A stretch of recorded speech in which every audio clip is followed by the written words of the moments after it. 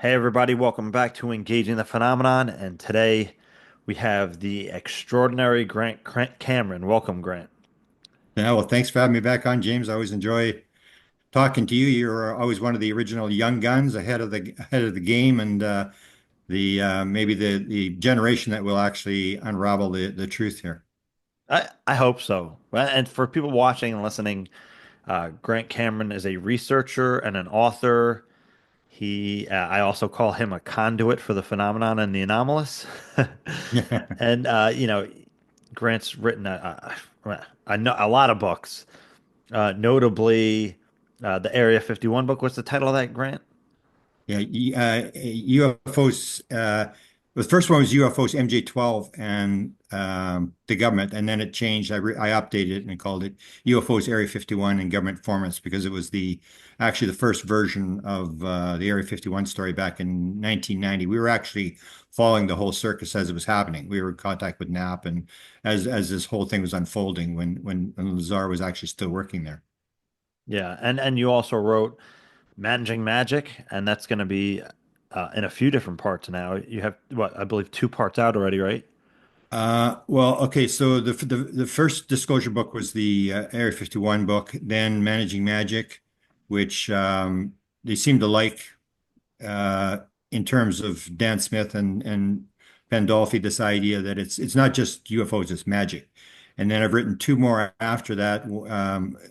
The threat, I didn't even remember uh, the book that came out after that was an extension of Beyond Managing Magic, and then we have done another one that was we're going to release it in last couple of days, and now there's the story sort of unfolding so fast. I figured this whole Trump thing, and so I'm adding that, and that's the one landing the plane where I got the sort of the uh, message that they know how to land the plane, the whole idea that they're in charge of the whole thing.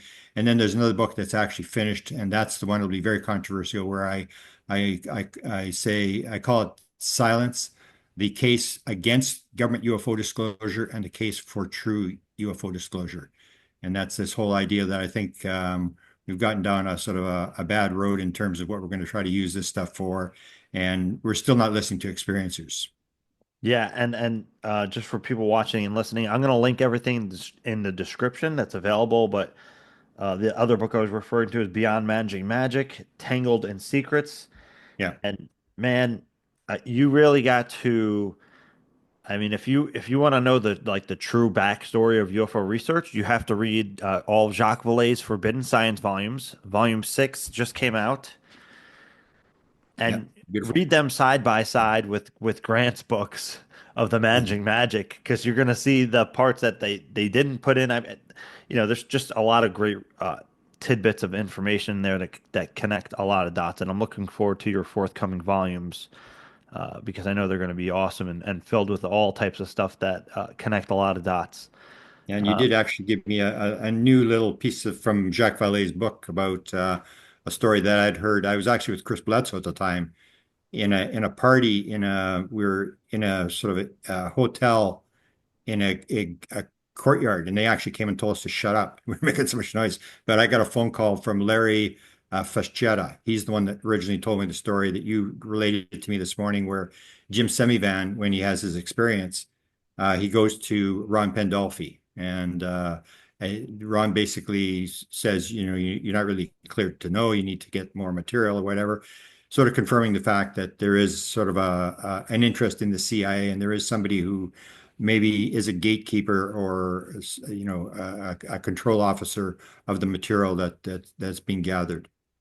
Yeah, and you were talking about that in like 2016, 2017, around that time period, and here it is, 2025. That story is pretty much validated in Jacques Vallée's journals. Yeah, I love Jacques Vallée because it's just sort of like when I get Jacques Vallée, it's like he's like he takes the bus and runs over everybody. He just like He he really just does. tells it as it is, and that's what you got to do. You just got to put it out, and then when you see Jacques Vallée, who is on the inside of a lot of these stories, you sort of realize that it's an important story, and Jacques was on the leading edge of the whole thing. I used to think he was crazy. This whole because I never got into the consciousness thing till 2012, Right. and I thought he was sort of off the rails, man, with the way he was talking. And then I had my own experience, which made move me from a believer to a knower as to what was going on, and changed my whole career. But Jacques was always ahead of everybody in terms of. I think most of the stuff he will. Be validated on. And he has this sort of the theory that um, this I quote that I've given numerous times is we're sitting there in a theater looking at the screen.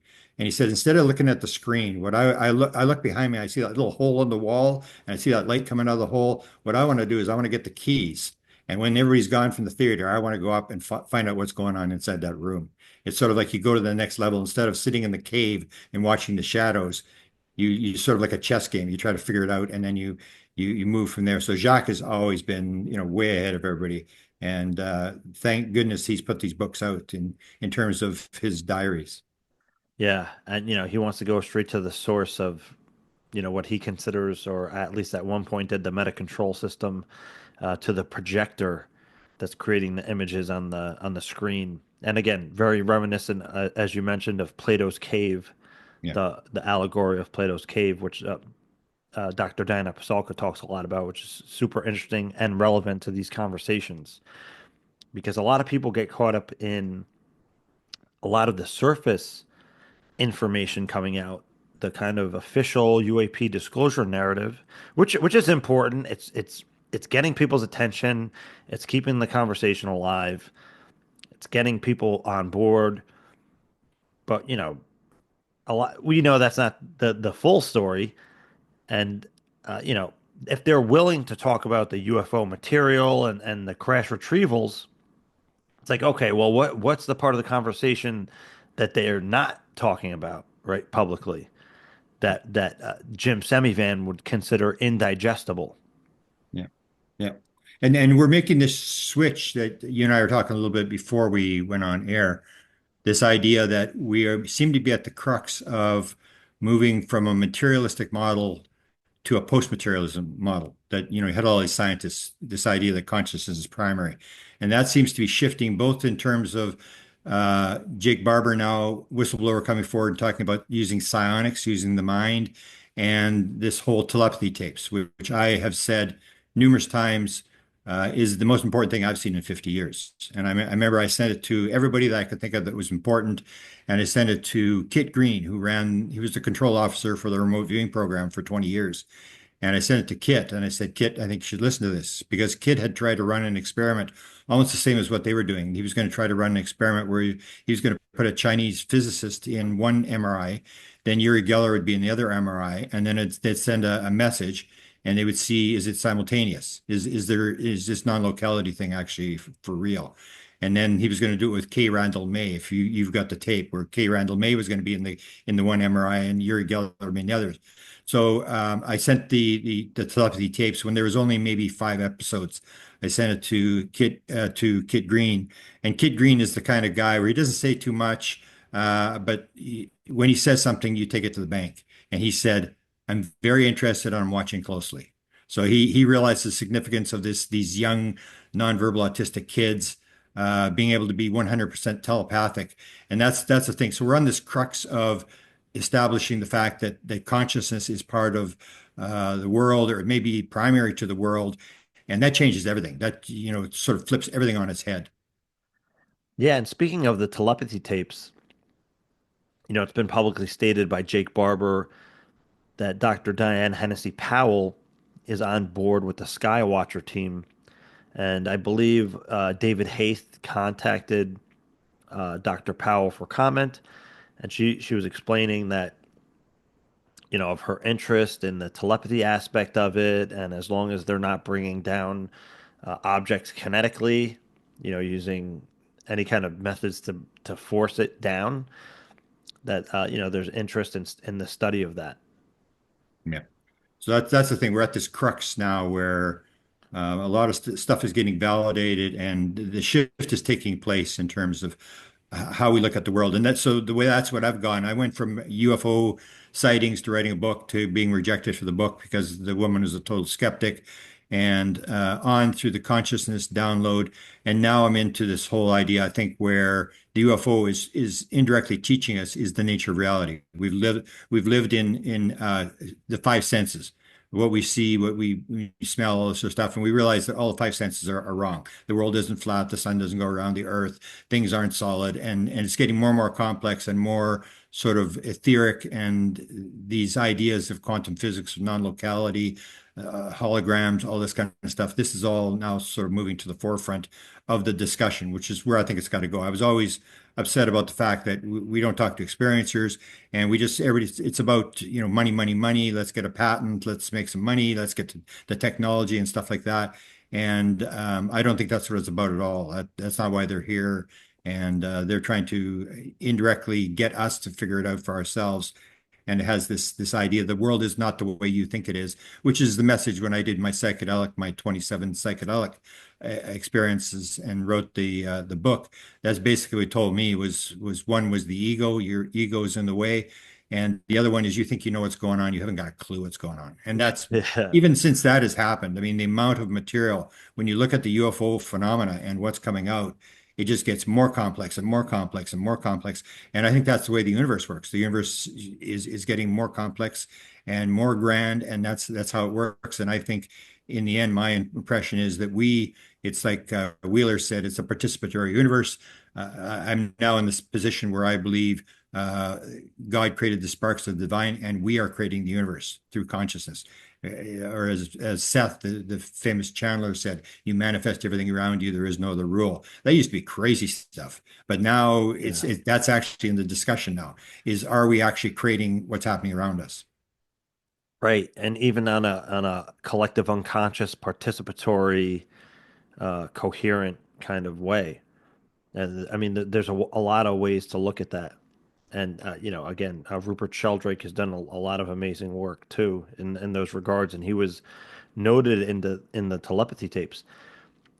Something else interesting is now we have Jake Barber came out publicly as a whistleblower with Ross Coulthard on News Nation, and not only is he a firsthand witness, crash retrieval witness, but he is an experiencer.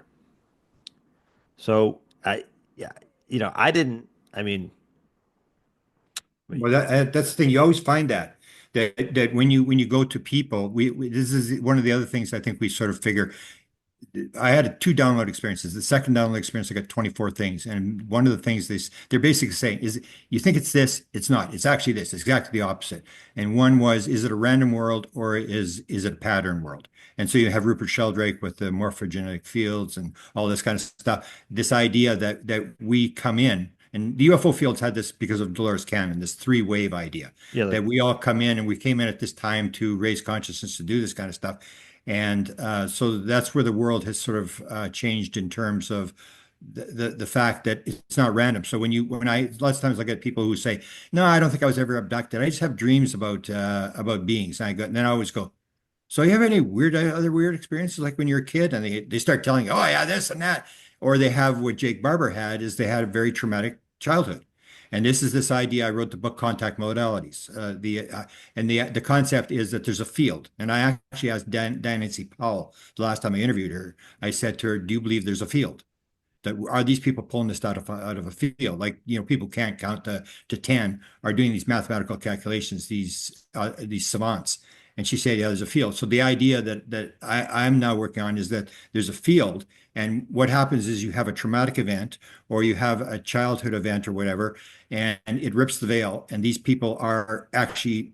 It's always been intended. It's not like you randomly got picked up and abducted and stuff like that. When you go back, you find like with Jake Barber, he had this very troubled childhood and sort of cut out the physical world and was able to transition into that other world. The same as, this idea that the Brazilians did an experiment on mediums. And I think it was like, I can't remember what it was, like 80% of all the mediums had childhood abuse issues, these female mediums. And that's what you sort of find. You find trauma the base core of a lot of this stuff where you have an accident, a near-death experience and stuff like that. And then these people suddenly become psychic. So is it a random event that you're becoming psychic, or was this all planned? Did you come in and and this is all happening, that these people, through their whole life, they were always intended to do this. It's not a random event where Jake Barber just happened to, be on the scene and stuff like that. And that's the UFO field through the writings of Dolores Cannon have always had that sort of idea that this is all being planned, that we're part of a game, that you and I may have made an agreement before we're born.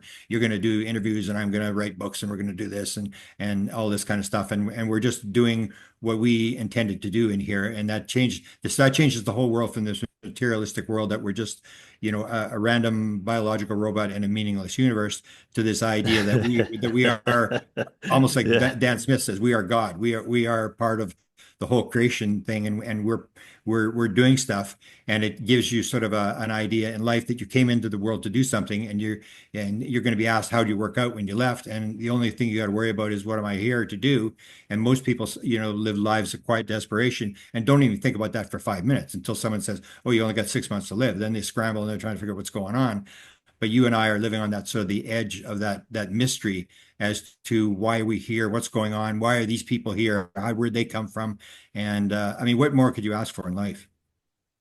Yeah, and I'm not sure if I'm gonna, because I'm in the process of writing a book too on interactions and the nature of interaction with the UFO phenomenon, and then again, and beyond that, right? Because I think that's really the key is not so much the UFO phenomenon itself, which happens to be a perfect segue or gateway or stepping stone into like the greater reality. But in my own case, I had the same thing with, and maybe that is how it triggered for me, at least with the early childhood experiences, was early childhood trauma.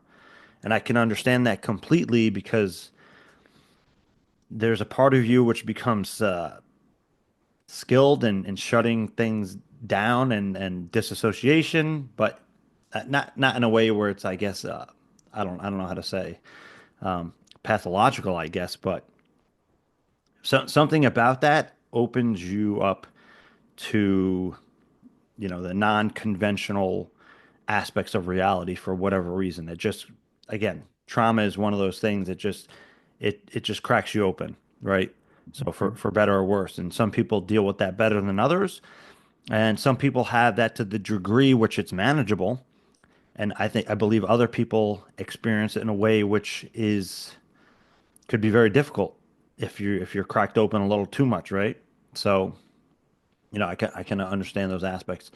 Jeffrey Kripal also talks about the aspect of trauma in regards to some of these experiences and the high strangeness aspects or the greater reality and consciousness, the transformative aspects, which also often is facilitated by the UFO phenomenon, but also near-death experiences, psychedelic experiences, out-of-body experiences, even transcendental meditation. If you end up either spontaneously hitting Mhm. one of those peak states, or through the intensive meditation, you open up to these other, we can call them other realms. They're right here all the time, simultaneously, uh, all at the same time. But you are able to tune in to those levels of reality. Yeah, I, that's what we did in contact modalities. We gave 70 of those, and it's basically the whole idea that you shut the ego, the little voice in your head, the left side that's causing the signal and noise, and you pick up the signal. And some people can do it better than others. And we've found this is the thing I said is the most revolutionary thing I've seen is these kids who are 100% telepathic. And I remember Diana Hesse Powell had the first one, who was Haley, who was this girl who could, and all of them could speak these foreign languages. So right. Haley was talking to her German to her caregiver, and here's this girl who can't, do anything. She can't speak. She can't, take care of herself, whatever. And so you have Haley come forward. And I remember Diane did the experiment, and I don't know if you've seen the Haley tape where she does this big long mathematical calculation, and she's poking away and she's doing this thing. And Diane figured like she'd solved the thing, and here she goes, and basically got slammed down. There could be a tape recorder in the room, all this kind of stuff. So she actually wanted to do some more tests, And this is going back, I guess, about 5 years. And she had a fund me, and she couldn't get the money. I think it was Yeah. $6,000. She couldn't get the money. But take a look what's happened now. That's completely flipped around. And the whole point is that if you can prove that these kids are 100% telepathic, everything changes. Like literally everything flips on its head. It's sort of like, how do you explain it any other way? Then there is this non-local field, or there's a field where you can get in and get material and exchange material. And the whole physical paradigm has to be shifted in terms of even Jake Barber's talking about it when he used the word spiritual. Yeah. It's the feeling that he got, which you've had and which I've had. I've not had them all at the same time, but when he talks about the mother, the feeling of the mother, and the sadness, and I had a compassion. They took me through compassion meditations, four of them. I didn't even know there was such a thing as a compassion meditation until they forced me to have this thing. And so when they say that, when you get a guy on who's this whistleblower starts talking about spiritual events, everything's changing. It's sort of like you're not looking at it as just little aliens flying around in tin cans. It's way more complex than that. And you and I know that, but you got to transfer that to the public. And I guess that's where the thing is, it's indigestible. Like, how do you go to, the idea that, 53% of people are reading at a grade six level? How do you explain this to these people who believe very, strict materialistic stuff, or Judeo-Christian inspired word of God, this sort of thing? This is just like, it's like right off the map in terms of what these people are talking about. And yet you and I have seen this over and over for years. We knew this is always going on. Yeah, and like I said, I think the Jake Barber testimony has really taken us forward like at least 20 years in the conversation, way ahead. And to be honest, I didn't think that we were going to go this fast, this soon. I mean, myself and my colleagues, and I know you were familiar with all the behind the scenes, psi research and programs and everything they've been doing with the remote viewing and even contact and the hermetic penetrator with his article Lighthouse in the Dark, where they're using experiencers as a way to bring in the UFO phenomenon. I mean, this validates it all the way, and then some. This validates Dr. Stephen Greer's work with Yeah. CE5, which people are kicking and screaming about because he was right the whole time. But again, so is Mission Rama, who was doing this work in Peru and South America in the 1970s, and also, I mean, again, these concepts, right? There were people in the 1950s that were going to Big Rock in California and trying to psychically connect with UFOs and bring them in. And there was that song calling occupants of interplanetary Yeah. craft. And Yeah. if you listen to that song, it's like it's literally an instruction in psionics and being a psionic asset and connecting with UFOs and CE5 in program sightings, as Rom would call it. They're all different variations of what you wrote about in contact modalities. Yeah, and that's the thing that I'd like to point out as well, is that the government has known this, and people always think, well, the government's dumb and they're not doing anything. I mean, they're not stupid. They've done this. There's a number of contacts. In fact, I think it was during your interview with Semivan where he said he was familiar with the communication program, but he's not going to talk about it or something to that effect.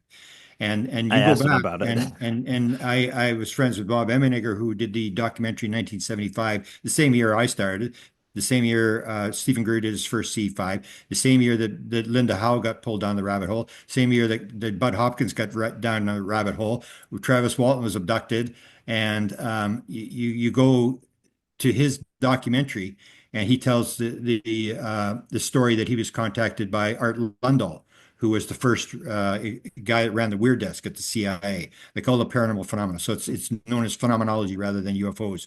And he was the first guy that was interested and was running it.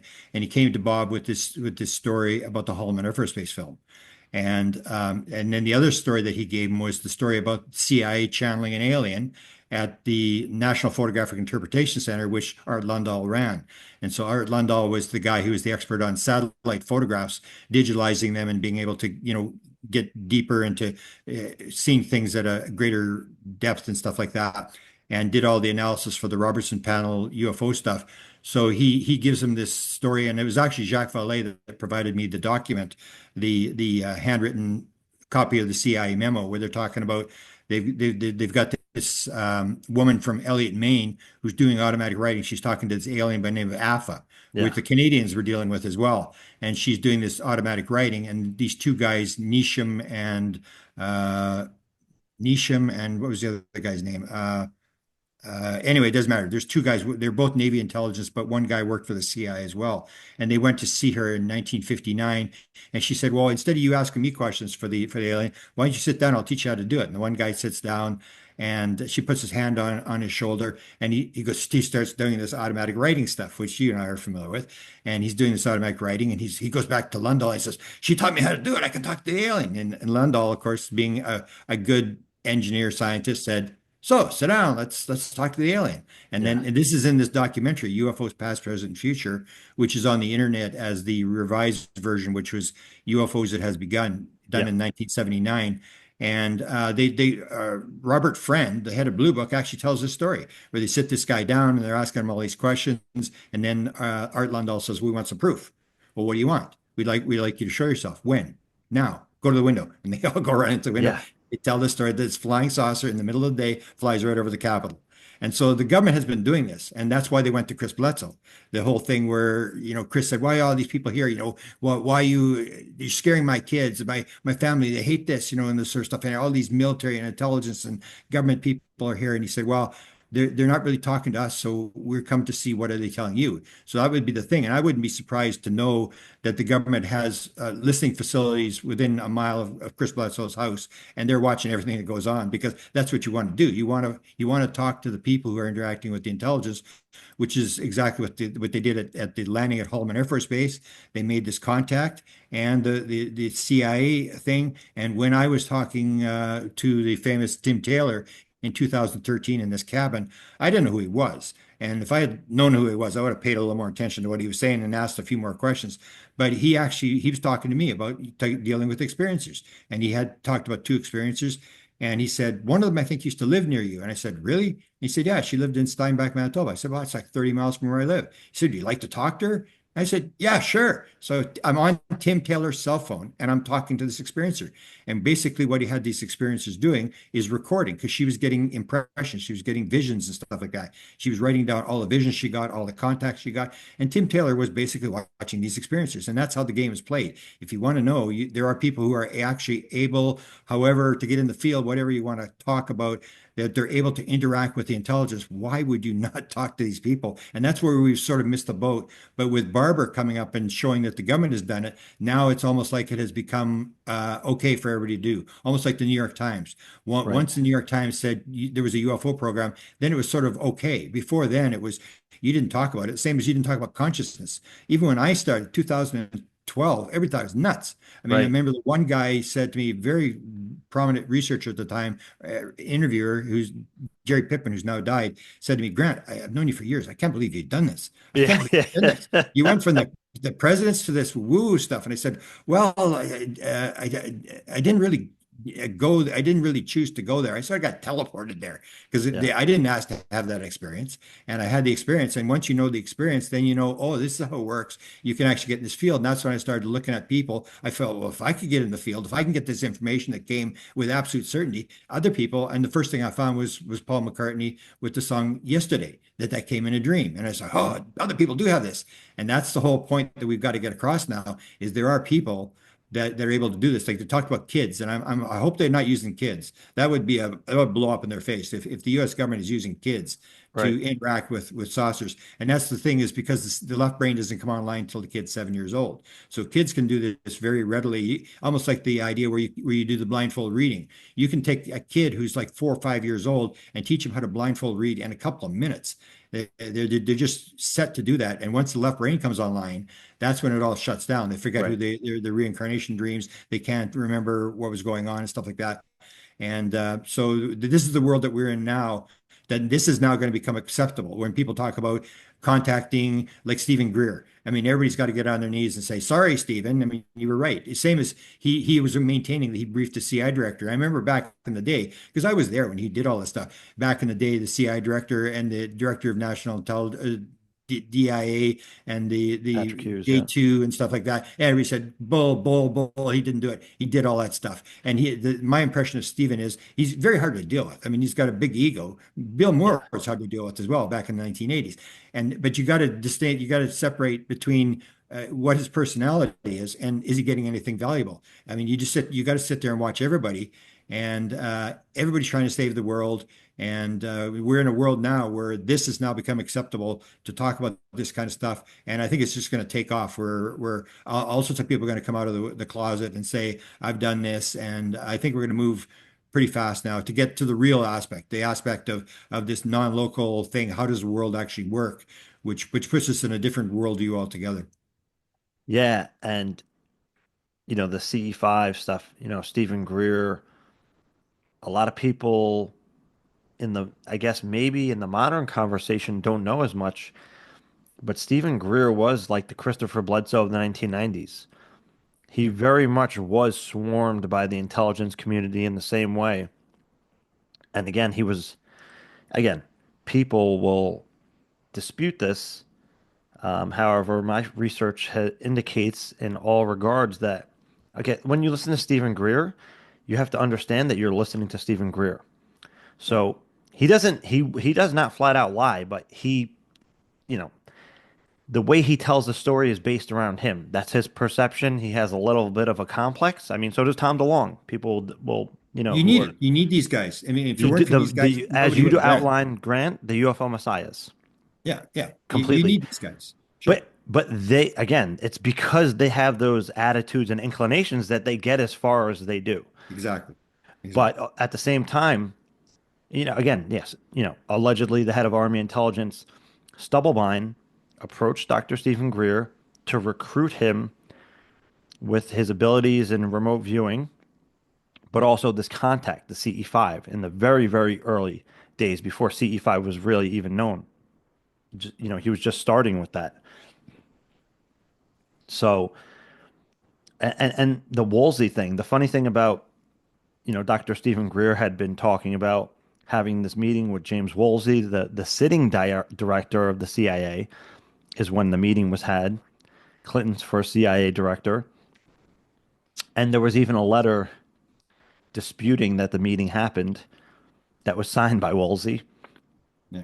And I think his wife and John Peterson, who arranged the meeting, Yeah. which is bizarre because John Peterson arranged the meeting with the CIA director for Stephen Greer. However, Stephen Greer had the correspondence that was to set the meeting up.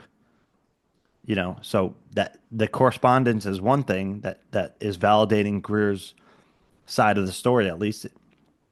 But then when James Woolsey was on the Black Vault a few years ago, and John Greenwald brought up the story about Stephen Greer meeting with him and talking about UFOs. James Woolsey actually said, "Yeah, something like that happened." He didn't deny it. So that most people don't even know that exists, which is, I mean, again, Stephen Greer did have. If he says he had a meeting with somebody, it happened, and every indication and every instance that I've ever seen. Again, we have the Wilson Davis notes in large part because of the meeting that Dr. Stephen Greer had with Vice Admiral Tom Wilson. Thanks to Commander Will Miller, who set up the meeting and was an old Navy buddy of Tom Wilson. These are all different important parts of the history. But getting to the interaction aspect of, now they're using the term psionics, which, well, whatever, it's cool, right? If they're going to rebrand psychic with psionic, just like they did with UFO to UAP, Yeah. be my guest. Great. Put it on the map. I don't care, right? It's a cool, it sounds cool, right? Yeah. For Um, scientists can use that. They'd rather use that than psychic. Because there's even this story that ions would not touch UFOs. They went to Ray Hernandez and said, "We support you. yep. But Yeah, if we go to UFOs, we're going to lose all our funding." And that's you always had this thing between parapsychology and ufology that each side hated each other. They couldn't cooperate on anything.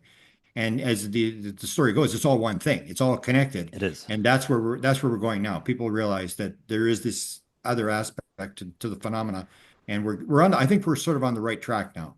And before we were lost, just trying to look at lights in the sky and count lights. And, if we get another million sightings, we're going to figure this out. And you're never going to figure it out until you get to talking to people who've flown the craft. Because uh, I remember the first woman with my psionic thing. This is 2013. This is a story where I meet the first woman to fly the craft. And there was nothing Okay. in the literature, the same as there was nothing in consciousness. Okay. So really quick, I just want to interject and say Jake Barber's story in part is talking about, psionically connecting with UAP and in some regard controlling or piloting the craft. And this pays a lot of credence to the book you wrote, UFO Sky Pilots. And I want to actually preface this and say I've had experiences like this, but I never considered it as piloting the craft or flying the craft. Just in my own impression of it is that, during CE5, if you're using Dr. Stephen Greer's CE5 protocol, part of that is called CTS, coherent thought sequencing. And again, whether you like Greer or not, his CE5 protocols are a great kind of fail-safe training wheels in a contact modality. It's very organized, it's very simplistic, it's outlined, and it works. Period. But part of the CTS is that you're using remote viewing and then you're connecting to a non-human intelligence or a non-human intelligence craft or a non-human intelligence world, and then you're using a remote viewing visual vector to vector the non-human intelligence and or UFOs or UFO intelligence or UAP to your contact site location. You're using a visual vector back and forth going through a coherent thought sequence. And when you do this thousands of times, eventually you get to a point where you have this kind of resonance with the non-human intelligence and this connection. Just by doing it repeatedly, you're eventually going to hit the bullseye, I'll say. And you get it to the point where you are, in some sense, guiding a UAP to your location. And sometimes that takes the form of you inside the craft. So just for context, that is also really kind of an unspoken part of Stephen Greer's CE5 protocols and coherent thought sequencing. But Grant, let me leave that to you. Yeah. And that people got to realize because it's not the same world it was in 1975. I mean, it's a completely different world. It's Yeah. changing, and the phenomena is changing. They started as wooden ships, and then they turned to Foo Fighters and the Green Fireballs, and they keep changing. And so it was back in 2012. Nobody was talking about consciousness, and I said even I wasn't. I couldn't have spelled consciousness, and I couldn't have cared less. But I sort of like got crazy when I had this impression about consciousness and the fact that this is the answer to this thing, and these three items were put in my head.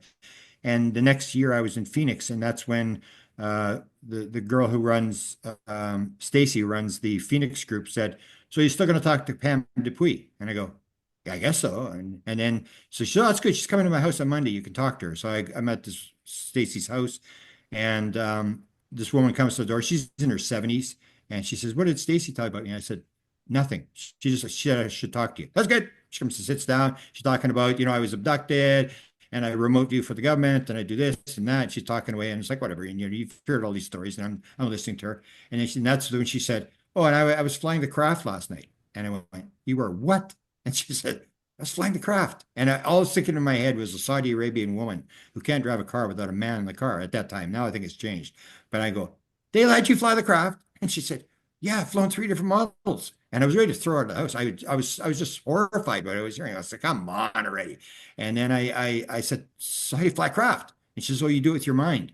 And then I go, "Oh," and then suddenly it occurred to me why they put me together. And suddenly these people started to synchronistically appear out of the woodwork. All these people ended up with 36 people who basically told me the same story. And they would say, "Oh, I think it was a dream." And I'd say, "Everybody thinks it's a dream. Just tell me what happened." And then Yeah. they would tell the same story. And they would have even things that I mentioned to you about Jim Semivan, where you get these spiritual crossover, where Jim Semivan's talking about his experience. And he wasn't playing the craft. He was on the ground in the bedroom, and these beings were there. And you asked him, you said, he was because he didn't want to talk about it. Remember, he didn't want to talk about it. And then Yeah. you were sort of throw one last question at him. Okay, was there any telepathy involved? And he said, "That was the most interesting part. There was somebody behind me, And he said, I don't know what it was. He didn't tell you that part, but on another, and he said maybe it was a gray or reptilian or a tall white or whatever. I don't know what it was, but it had this guardian type thing going on around it. And I went, guardian type thing? And I'm thinking to myself, that's Michael Newton. Michael Newton, you go in front of the council when you die, and your spirit guide stands behind you on the left side. And I'm thinking, that is really weird. So I started going to people and I started looking, and I realized that a lot of the people on the ship. They would suddenly they would never be taken on the ship. They don't remember that part. They would suddenly be on the ship, Right, and right. Yeah. there would be Yeah. somebody behind them talking. And I remember this colonel, retired U.S. Air Force colonel out of Los Angeles, told me the story. And somebody behind him, and he didn't know who it was, whether it's humans or aliens or whatever, telling him what to do. And so I started going around. I went to Whitley. I went, hey, Whitley, you've been on the craft a lot of times. And he said, yeah, I've been on the craft. He said, yeah, I got a question for you. Do you ever have anybody standing behind you telling you what to do and you couldn't look behind you or whatever? He said, all the time. He starts telling me the stories. I was going to steal a craft. I thought, man, I was sitting at the panel board and I said, oh, I'd love to steal this thing. And somebody behind him started laughing telepathically. Somebody's laughing. And so this was like a awakening to me. And then you started getting confirmations. You had Lukatsky in that famous interview he did with Knapp and Corbell, where he says, we've determined that the phenomena works the propulsion is a combination of physical and psychic elements. And then the idea there was no engine. And he said, so what are we dealing with? And then Jim Semivance seemed to confirm that mind was being used, and more people started popping forward and saying, yeah, or even Bob Bigelow when he was talking about the contractors. He said, I realized a lot of them have this stuff, but they're not getting anywhere. And I think it has to do with consciousness. And so he's got this Consciousness Institute, and he realizes there's a consciousness interface to this thing. And that's why they've been installed. But now with Jake Barber coming forward, it seems like there is an aspect of the Black program where they've been working on. And that makes sense because Bob Emenegger told me a story back in 1972. I read no, so when he did the documentary, so it was, documentary came out in 75. So this would have been about 73 or 74. He's taken to DARPA and he tells the story. They want him to do documentaries on dolphins Yeah, and yeah, working with yeah. dolphins and stuff like that because it was the end of the Vietnam War and they wanted the American people to know that they weren't just fighting wars. They were doing all this interesting stuff. Yeah. So they had these 8 documentaries they wanted to do, and then the UFO documentary would be covered underneath as a cover under these other Yeah. documentaries. And he said he was in this room, and he said the colonel, whoever's taking him around, said to the guy, "Tell Bob what you're doing." He said, "I can't. He's not cleared to know. I can't tell him what I'm doing." And he said, "No, you're cleared. Go ahead. Tell him what you're doing." And he said, "Well, he's sitting beside this big, huge. It was a computer, and it had 10 words it knew. And so tell Bob, okay, think of the word, one of these words." And then Bob thought of one of the words, and then what I can't remember what the word was. It was like parrot. It's like a voice, like a metallic voice comes out of this computer. And Bob was going, "Holy cow, the thing could read my mind." This is like 1973. Right. Or the other one I use, where you see the military is definitely going to use this kind of material, is this is White World Technology. This is 2004, and anybody can find it. You just Google search F-22 and rat brain. So this is the one in Yeah. Southern Yeah. California, Southern Florida, where they take 20,000 neurons of a rat brain, they put it in a petri dish, and the neurons are all just scattered around. And then the second day they start to make formations. The third day they're talking to each other, these neurons, and they wire these electrodes into the bottom and attach it to an F-22 simulator, and they teach this rat brain to fly the F-22 simulator up and down, sideways and stuff like that. And then the thing's flying the simulator, and then they take the wind and the tornado type wind coming from the side and stuff like that, and the thing just keeps flying it. And you realize they're working on this stuff all the time. Or you have the whole thing with the Firefox, the movie Firefox, where Clint Eastwood steals the MiG, advanced MiG from the Russians, and it's mind controlled. And this is like whatever it was in the 90s, late 80s. This came out, and you realize that a lot of this stuff had been put in these documentaries that they've been working on. It'd be stupid if they didn't work on it. Why would you not work on it if you suddenly realized, like in 1947, you have a live alien and the alien's talking in your head? You're not going to work on that. Sure, you're going to try to figure out like what's going on here. How does this work? How can I go and talk in Putin's head and stuff like that? And so you've got these. I've had these indications all these years, but even in 2013, when this woman told me this, I was horrified. I couldn't believe that this is totally insane that they would allow this old lady to fly it. And yet she told me other stories that show where this thing's going. This idea that she said And Susie Hansen confirms this. Susie Hansen tells the story. She's on the ship, and he said, "Okay, watch, Susie. We're going to make the craft bigger." And she said the wall started to move, and it moved and moved, moved. And at one point, she couldn't see the walls anymore. It was that big. And Pam Dupuy told me that they've got crafts that are as big as solar systems. And yet, if you talk to Chris Bledsoe will say it was 30 feet on the outside. It was the size of a football stadium inside. And Hal Puthoff has confirmed this idea that the craft is bigger on the inside. They can make it as big as they want.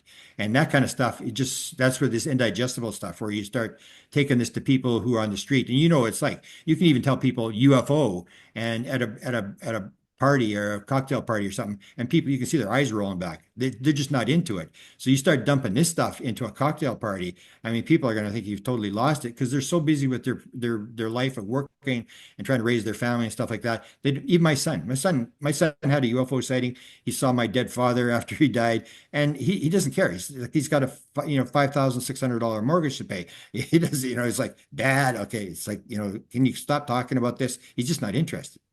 Yeah. Well, one, uh, well, actually, I guess like two simultaneous breakthroughs, in my opinion, and indicators that, regardless of the circus, that we're moving in the right direction.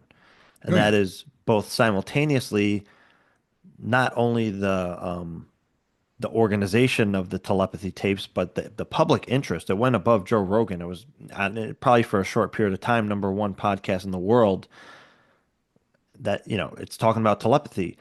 And then, Jake Barber, his testimony and his colleagues, the three other whistleblowers, Fred Baker, Lieutenant Colonel Blitch, who actually is involved with DARPA, who is a DARPA project manager, and Don Paul Bales. And, amongst all of them, again, these themes and ideas come out like the craft itself was alive, right? Like we've heard this. This is stuff that we've heard whispered in the UFO community, and it goes up and, it's out of people's mind in the next, but, and nowadays by the next new release of news, right? It's just like in the background, but it's always been there. Uh, so you Well, that's have, where I think with this thing with catastrophic disclosure, I don't think there's anything such as catastrophic disclosure. What are you going to drop that's going to make everybody jump off bridges? Because I wrote this article called "The 64 Reasons It Decided Not to Tell You the Truth." That was before the 2017. I wrote that in like 2011, and it was like because there's Stephen Greer's idea, the stock market's going to melt down, and people are going to be panicking and stuff like this. And this is the reasons why they want to disclose. And what happened in 2017? Absolutely nothing. And yeah, it's like, what's going to scare people now? They can say, "Oh, they got bodies and crafts," and I go, "We knew that already." People don't realize the consciousness is rising. That right now you can go anywhere in the world, and people we say we're not getting anywhere. You can go to China, you can go to Africa, you can go wherever, and you say Area 51. I know what that is. Skinwalker Ranch. I know what that is. And yeah, you don't realize that these concepts are getting out there and they're floating around. And even if you go back to Max Planck, who was the godfather of quantum physics, he had the same problem. He couldn't sell his ideas. Everybody thought he was crazy. And that's where he said, you do not convince your opponent by showing him he's wrong with facts. Science advances when they die. yeah, One funeral at a time. The new generation is not offended with the idea. And that's basically what's happening here, that we've gone to this point where I don't think anything is going to shock people in terms of especially if it comes across the New York Times or like the Barber interview and stuff like that, where it gets massive publicity. And I think the phenomenon is just playing the same game, is because people ask me now, and I've never seen this before, where I get so many questions. What do you think is going on in New Jersey? People yeah, that never talked about UFOs. It's all I want to know. So what's that? What's New Jersey? What's that all about? And my theory is always the theory of wow thing, that they're playing the game as well. So they're coming in because the experience that Tim Taylor allowed me to talk to, one of her visions, constant visions, was thousands of UFOs in the sky and the military trying to shoot them down. That was one of her visions. So I actually wrote her and I said, "Hey, with all these orb things over all the military bases, does that fit into do you still have in that vision? Does that fit in that vision?" And that's what I think the phenomena is doing, because they've always claimed that they're going to do a mass fly over and appear in mass. And I think that's what they're doing. They're just upping the ante. And it's sort of like, let's see how close you can. I bet you, hey Zobar, I bet you I can get closer to the plane than you can. And they're doing this stuff that's just making headlines, and that's what they want. They want the headlines because no paranormal phenomena we're ever going to figure out, and they know that. So they just do this kind of stuff, and it gets us wondering what's going on. And that's the whole idea with Gary Nolan. You get an anomaly, and it's outside the bell curve, and that's where you want to study. Why is this happening? It shouldn't be happening, and they're just upping the ante by going over the military bases and really getting the news going. And so we've got all these things all collapsing at the same time on top of each other, and the story is coming out what the real story is, which is not what we originally thought it was. It was this, it's more of a story where the guy's talking about love, and it was the most amazing thing and stuff like that, and that you've never heard before. It's that fear thing that came when we met with Elizondo and Mellon with the Canadian members of Parliament with their aides, where they kept trying to impress us to do the fear thing, the military witness stuff, and the Canadians were saying, no, no, no, we're going to do a scientific investigation. So we've shifted at least away from that, where at least there's one guy talking about the fact that this changed his life. It was awe-inspiring, the feeling that he had with this craft on the end of this boom and stuff like that. And that's where I think we've got to go. We got to go is have this other aspect that the experiencers are talking. Because if you talk to experiencers, you get all this kind of stuff where 83% of them say, if they had a chance to stop it, they wouldn't stop it. Just keep Right. the thing going, and that sort of thing. The other aspect that this thing can be more positive than people are giving it. We're sort of always turning it into the next enemy, where we're going to go after, which scares me because now Canada has suddenly become an enemy. We're going after Canada. It's like, holy cow! It's like, holy cow! A bunch of people are just interested in hockey, and that's about it. So that's the thing is we got to shift the mentality away from this thing enemy because basically I ask people who want disclosure, what happens when you get disclosure? Are you going to allow grays to walk around the streets of America? Do you think they're actually going to allow this or reptilians? And it's like, no, it's just that. And the other option is they're not going to drop off their technology and then go home. So we got to figure out why are they actually here and what are we going to do when we actually get disclosure? There's all these other aspects of and that's what Walker asked us. And Walker was this high level official that we wrote about in the first book, who was the chairman of the board of the Institute for Defense Analysis, the top military think tank, 14 honorary doctorate degrees, advisor to President Eisenhower, yada, yada, just endless. Kit Green said it was just amazing bio. And that's what he said to us. He said, what are you going to do when you figure it out? What does the dog do when he catches the car? And I don't think anybody's really given that a thought. What do we do when we get this craft on the ground? What are we going to do? Are we going to, treat it like an enemy, lock it up? We're going to allow it to walk the streets? And that's where I say we really got a problem in terms of do you integrate? Do you allow them to open factories where they can make a car for $1,000 and it doesn't have an engine and it can go interplanetary and stuff like that and compete against our car manufacturers? That kind of stuff because they work for nothing.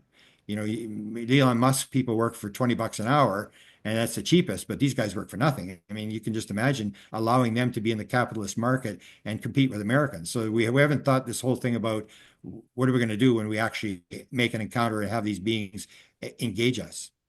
Yeah, well, and that, the Jake Barber testimony, you saw so much, so like a knee-jerk reaction, kickback to his testimony, because it wasn't what people were expecting, right? I talked about this a few times, notably last night with Daniel Elizondo, was that people, they think they want disclosure because they think they know what that disclosure is, and when it's not what they expected or what they think they wanted to hear, they all of a sudden have this knee-jerk reaction to it Yeah. because they want to hear we've got these crafts and they're like this advanced alien technology, and we got the bodies, and it's a nice simple package where it's all technology and bodies, and we have it, and that's the big secret. And again, you just listen to people like Jim Semivan is telling you. That's just you're just scratching the surface. Again, with the experiencers, don't even listen to Jim Semivan. Listen to the countless experiencers that are all talking about the telepathy, non-local consciousness, the transformative quality of contact that you saw even with Jake Baker. I mean, Jake Barber. look at this man's face when he's explaining to you this experience, right? Yeah. And that's a small example of the true power of transformation that disclosure has. And I really like what Jesse Michael said on American Alchemy. He said, when you're talking about a paradigm shift, it's not just like you have one thing that you put in the conversation and you kind of like update your worldview with this one little thing. He said it's an entire, I love how he framed this because he's absolutely right. It's an entire shift. Everything changes. It's not just this one thing of, oh, well, there's UFOs and there's aliens and that fits into our existing world and our worldview. No, you got to take the worldview, smash it onto the ground into a million pieces, and re-put it back together based on what the evidence and the data is saying, right? And it's a lot stranger than the current paradigm, and it's so obvious at this point, right? It's just so obvious, like all indications, all even the newest science, you know, is if you're reading between the lines, right? It's all saying that. Look at the one of the latest Nobel Prize winners, right? It's all about non-local consciousness and entanglement. Yeah. And it does give us indications of where we're going. We're still into this crazy idea of consciousness being an epiphenomena of the brain. Sort of like you pile rocks on one on top of another, and suddenly you get the enough rocks piled, and suddenly, hey, I'm James. You pop out of the consciousness pops out, and people don't realize like the whole idea, like even with the internet, where you can take all the computers, like 8 billion computers and 6 billion cell phones or whatever, put them, wire them all together, and put electricity into them and stuff like that, and turn them on, and nothing's going to happen. It's not until a consciousness sits in front of one of those computers and makes a program that will allow you to download stuff onto the internet, and then all the consciousnesses go there and they download their stuff onto the internet, and that's the internet. It's just an exchange of consciousness. And what we're looking at when we see this thing with the live craft, which is what people describe to me, when you fly the craft, you do these bizarre things. So you number one, you're there and they say, where do you want to go? And then the person says, I'd like to go wherever. And then they say, okay, it's within you, go within yourself. When you can imagine it, then we'll go there. And then they would put their hand on the craft. And then they say the craft is alive. It's actually conscious. And then you whatever you think is what the craft does. And you can go from here to there almost instantaneously. And so you see that component coming out. That's AI technology, and you start to realize that you can put all the semiconductors together and stuff switches together all you want. Nothing's going to happen until you get biology. You need the biology, which has the consciousness. And even if you've interviewed Steve Mera from Great Britain, he said, I was working on bio boards years ago, computer bio boards, and that's where we were going. And you see, why would you not pick up on this and realize that biology is how it's going to be? And it seems to be under control. The aliens seem to have this AI intelligence under control in terms of what it does for them. And so it offers so many opportunities to see what the future is going to look like. And yet we're still in this sort of world, like you said, like if it doesn't fit my world view, you reject it, which is what skepticism is. Skepticism is nothing more than somebody with a set worldview. And when it's outside their worldview, they're going to challenge it until it fits into their worldview. So I think this is a wonderful opportunity that we got to play this game. We got to be here at this time to watch this thing unravel. Because you got guys like Stanton Friedman who never saw it. Yeah. Hopkins, Mac, all these guys, they worked their whole career, especially Stanton. I think it's 61 years, and he never saw the end of it. And you and I may actually see or understand because I sort of stopped before I saw the telepathy tapes. I sort of stopped. I sort of figured like, yeah, because to me it was always a chess game. It was figured out. And I thought, yeah, I think I got to figure it out. I have got enough. That's all I need to know. And I wasn't really interested in doing any research or anything. And then the telepathy tapes came up, the synchronicity of finding the telepathy tapes. And then suddenly it was like, oh, it's like you get excited again and you start working down the line. But you and I are maybe actually going to get to see this thing unfold and realize what was actually going on the whole time. Yeah, and again, if to go back to Colonel Corso, and for people listening, he wrote the book the day after Roswell, and he was allegedly this high level army guy who was in intelligence and was dealing with foreign technology, and he helped distribute pieces of non-human intelligence to contractors so that they can develop these different aspects of the non-human intelligence technology. And what he said, what he and afterwards, he didn't consider how important. He said the missing part of the whole technology thing that he thinks that they missed were the beings, Yeah. and that the beings were the missing link on how to control the technology.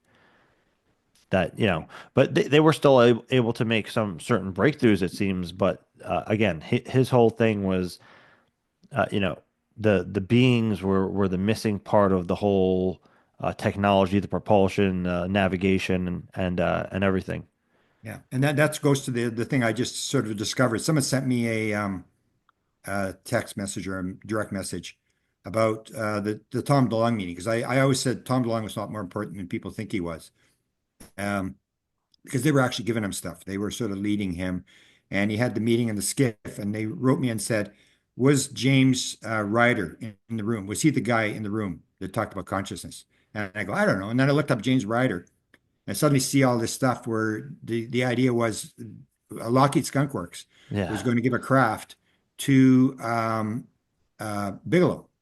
yeah, And offset. so Yeah, Ryder was the vice president of Lockheed Skunk Works at the time. And Tom DeLonge tells the story. He's in the skiff in 2015. And the guy says to him, the one guy asked him about his crazy, strange times, uh, yeah, the blog. website that had all crazy stuff Yeah, on it. yeah, And then the other guy said, all I want to know is how does it work? What's the yeah. propulsion system? How did they get here? And he was hanging around with Stephen Greer at the time before he broke off with Stephen Greer. Right. And so he said, consciousness. And the guy said, now you're talking.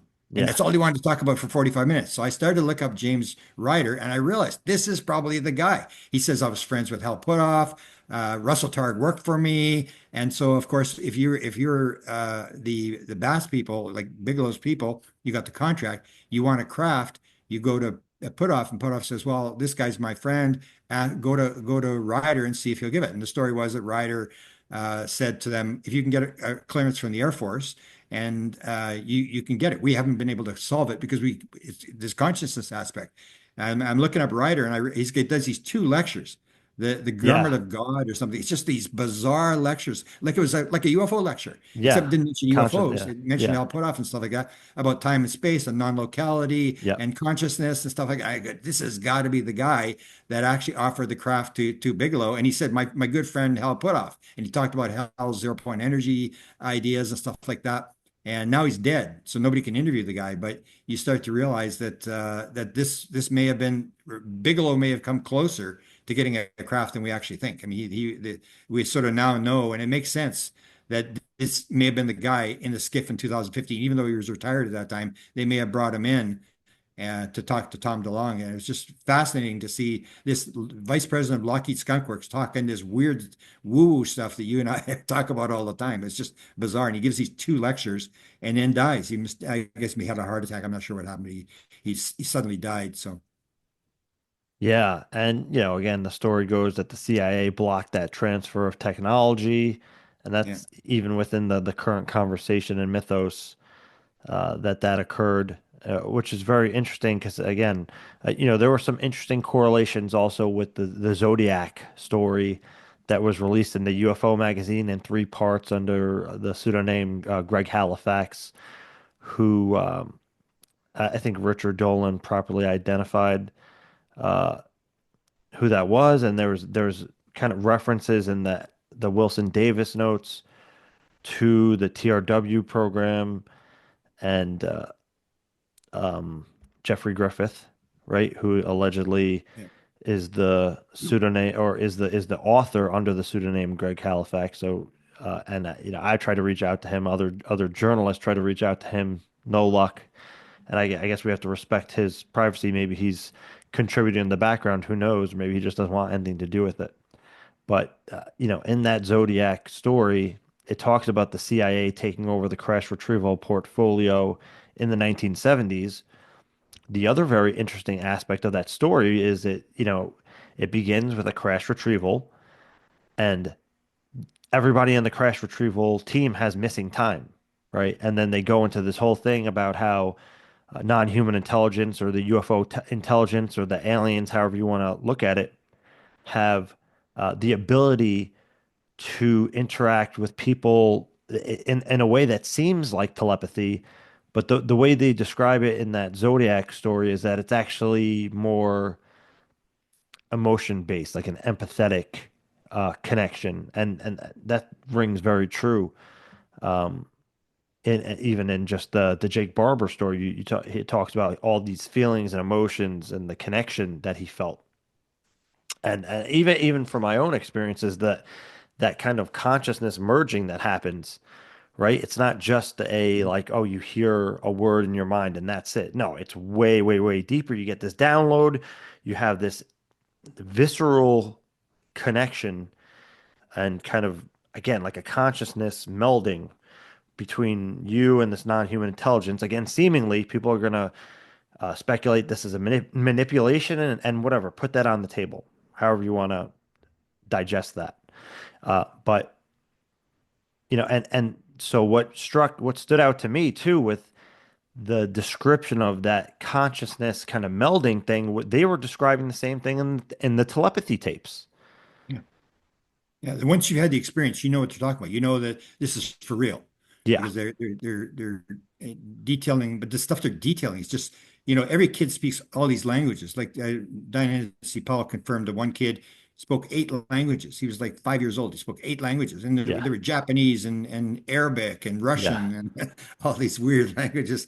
And then it goes to even this engagement I had with Tim Taylor, where he's sort of hinting at me this Hughes Aircraft Building in outside of LAX, where he's showing me these yeah, photographs, these two guys flying through space, and it's a painting. And he's asking me, he's not telling me, he's just asking me, what do you think of this? What do you think of this? And it basically it was this is where the jump room was. And I'm thinking, 2 years later, maybe, I'm thinking to myself, hey, why did you show me those photographs? Like, why was he at this Hughes Aircraft Building? There must be something to this. And now there's the story going around that he was part of this thing with in the Bahamas, this the group, Nassau, yeah, yeah, Bahamas that group, with the time travel thing, and we discussed T before we Towns start. and Brown, I'm now in this back and forth engagement with Ron Pandolfi, and Ron Pandolfi is the supposed yeah, head of the Weird Desk, and he can be very mean, and he's and what he says constantly is loons, crooks, and worse. And of course, he calls me a crook because I steal his quotes and I put them in books. And I say, well, that's how it works. You take quotes and you footnote them and you put them in the book. That's how it works. And you take his story where I caught him on tape. I think that's why he's so angry at me he calls me a crook, is because I got this tape that he and his wife put on the internet, where he's talking right, about the portal, where he says yeah, people have always wondered what it's like to go into the next world. There's been a breakthrough. The next time John, who's his friend sitting beside him, next time John goes to the desert, a number of us here will go into the next world and come back again. And of course, what's his story? His story is his wife is actually from the other side. She came through a portal and was found in a basket and by the Kashmir, and he was brought to the exchange with Reagan for the portal for the princess. And this whole bizarre story about the fact that you can go into the other side and stuff like that. And when he uses the word loon, crooks, and worse, finally sort of thought I figured out maybe what he's talking about. And that was what I've always had the dispute of is everybody wants to do the nuts and bolts thing. And he's saying if you're talking nuts and bolts and anti-gravity and stuff, that's loons, crooks, and worse. That's garbage. These guys are just trying to scam the Congress. what does he And call them? he knows it's this Techno, weird aspect of portals and stuff. Even John Alexander was being interviewed by Gaia TV, and Sid Goldberg told me that they went into the parking lot, and he was still Sid Goldberg's always asking questions. No, another question, another question, and John Alexander's going to his car, and then John sort of gets frustrated, and he said, "Look, it's not about the UFOs; it's about the portals." He gets in his car and drives away. And I said, "He actually said that?" And he said, "Yeah." And this is the whole deal that in the background, you suddenly realize there's these people, and now I'm actually interacting with one, and he's maybe off duty, maybe now already retired, and then he's in this position where he may be able to do something. And I think he's talking to me because I'm a Canadian. I don't think he could really do this to me. I think I'm the only person on the internet, except for one other person that he actually talks to on the internet, and he engages me everything I post, every single thing. You'll see his comments on there. And so now we've got this conversation with him, and I have said to him, and he actually said to me, actually offered me. I said, okay, you always say that these I'm a crook. These people are all loons. Everybody's totally nuts and they're insane and they should be in insane asylums. Okay, how about you tell us what's going on? And he said, okay, give me a list of questions and we'll have a debate. And I said, well, no, I don't want a debate. I just want you to tell me what's going on. And yeah, and and right now you're on duty, and as long as you're on duty, I don't believe a thing you're saying. But this engagement is taking place that we may actually at some point have him on the record where he actually talks and he's supposedly the guy with the keys, and he's called himself the guy with the keys, the gatekeeper. He's the guy that may control all the classified material and finds leaks as to who's leaking and stuff. And that's where he says, like, it's Loons and Kirk. So if you're talking And technology do and you know this individual's name?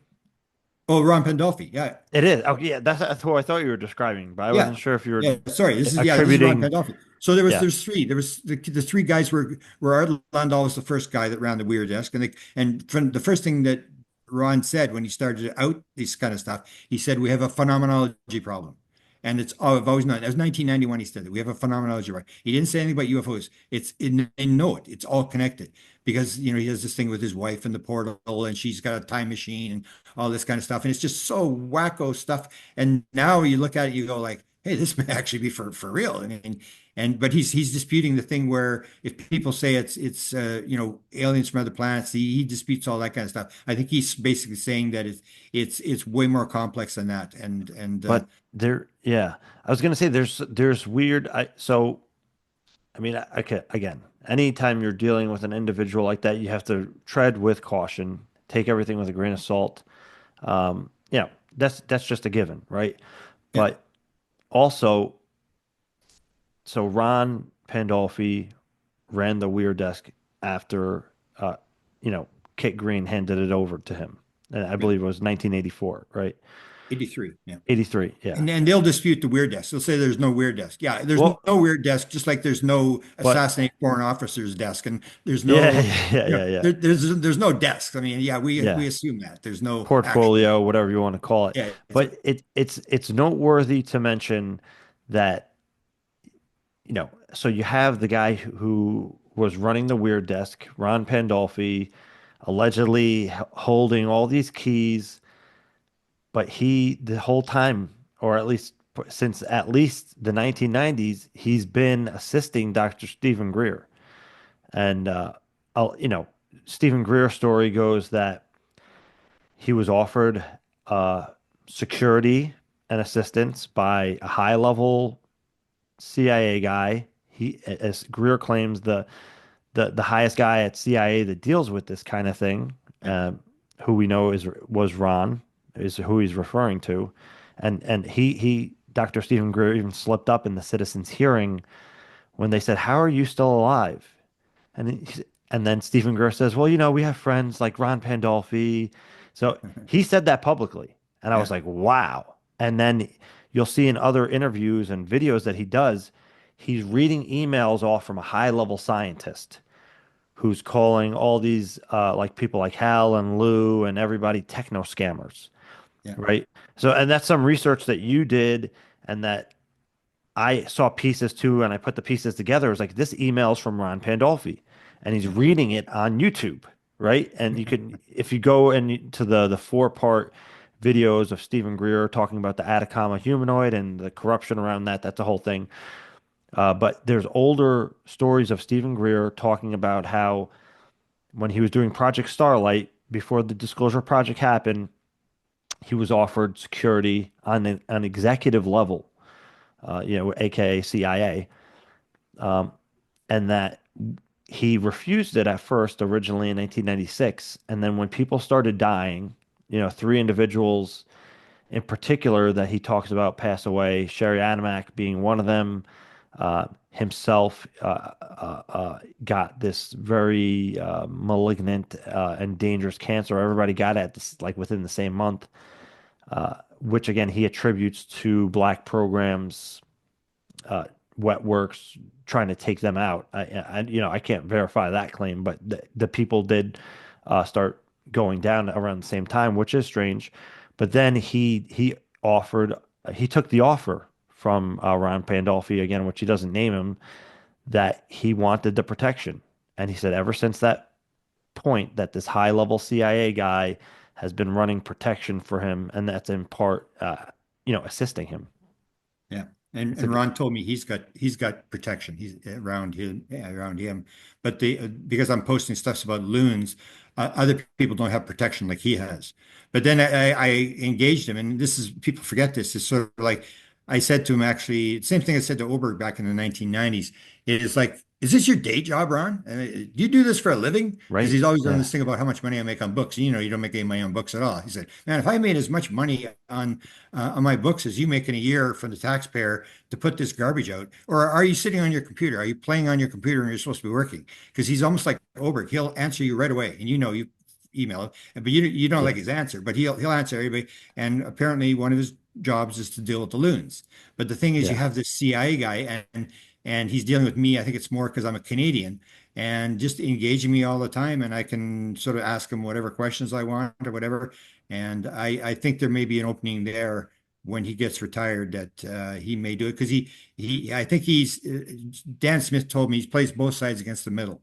So he plays Right. the skeptic and he's just silently putting stuff. So he'll tell stuff to Dan Smith, and then Dan Smith will post it, and he knows I'm going to repost it, and then he denies it because it was Dan Smith that said it, and Dan Smith's Right. crazy. So they always use this plausible deniability thing, and but it's kind of exciting to see, and some of the stuff he has said it goes to this route that it's this weird.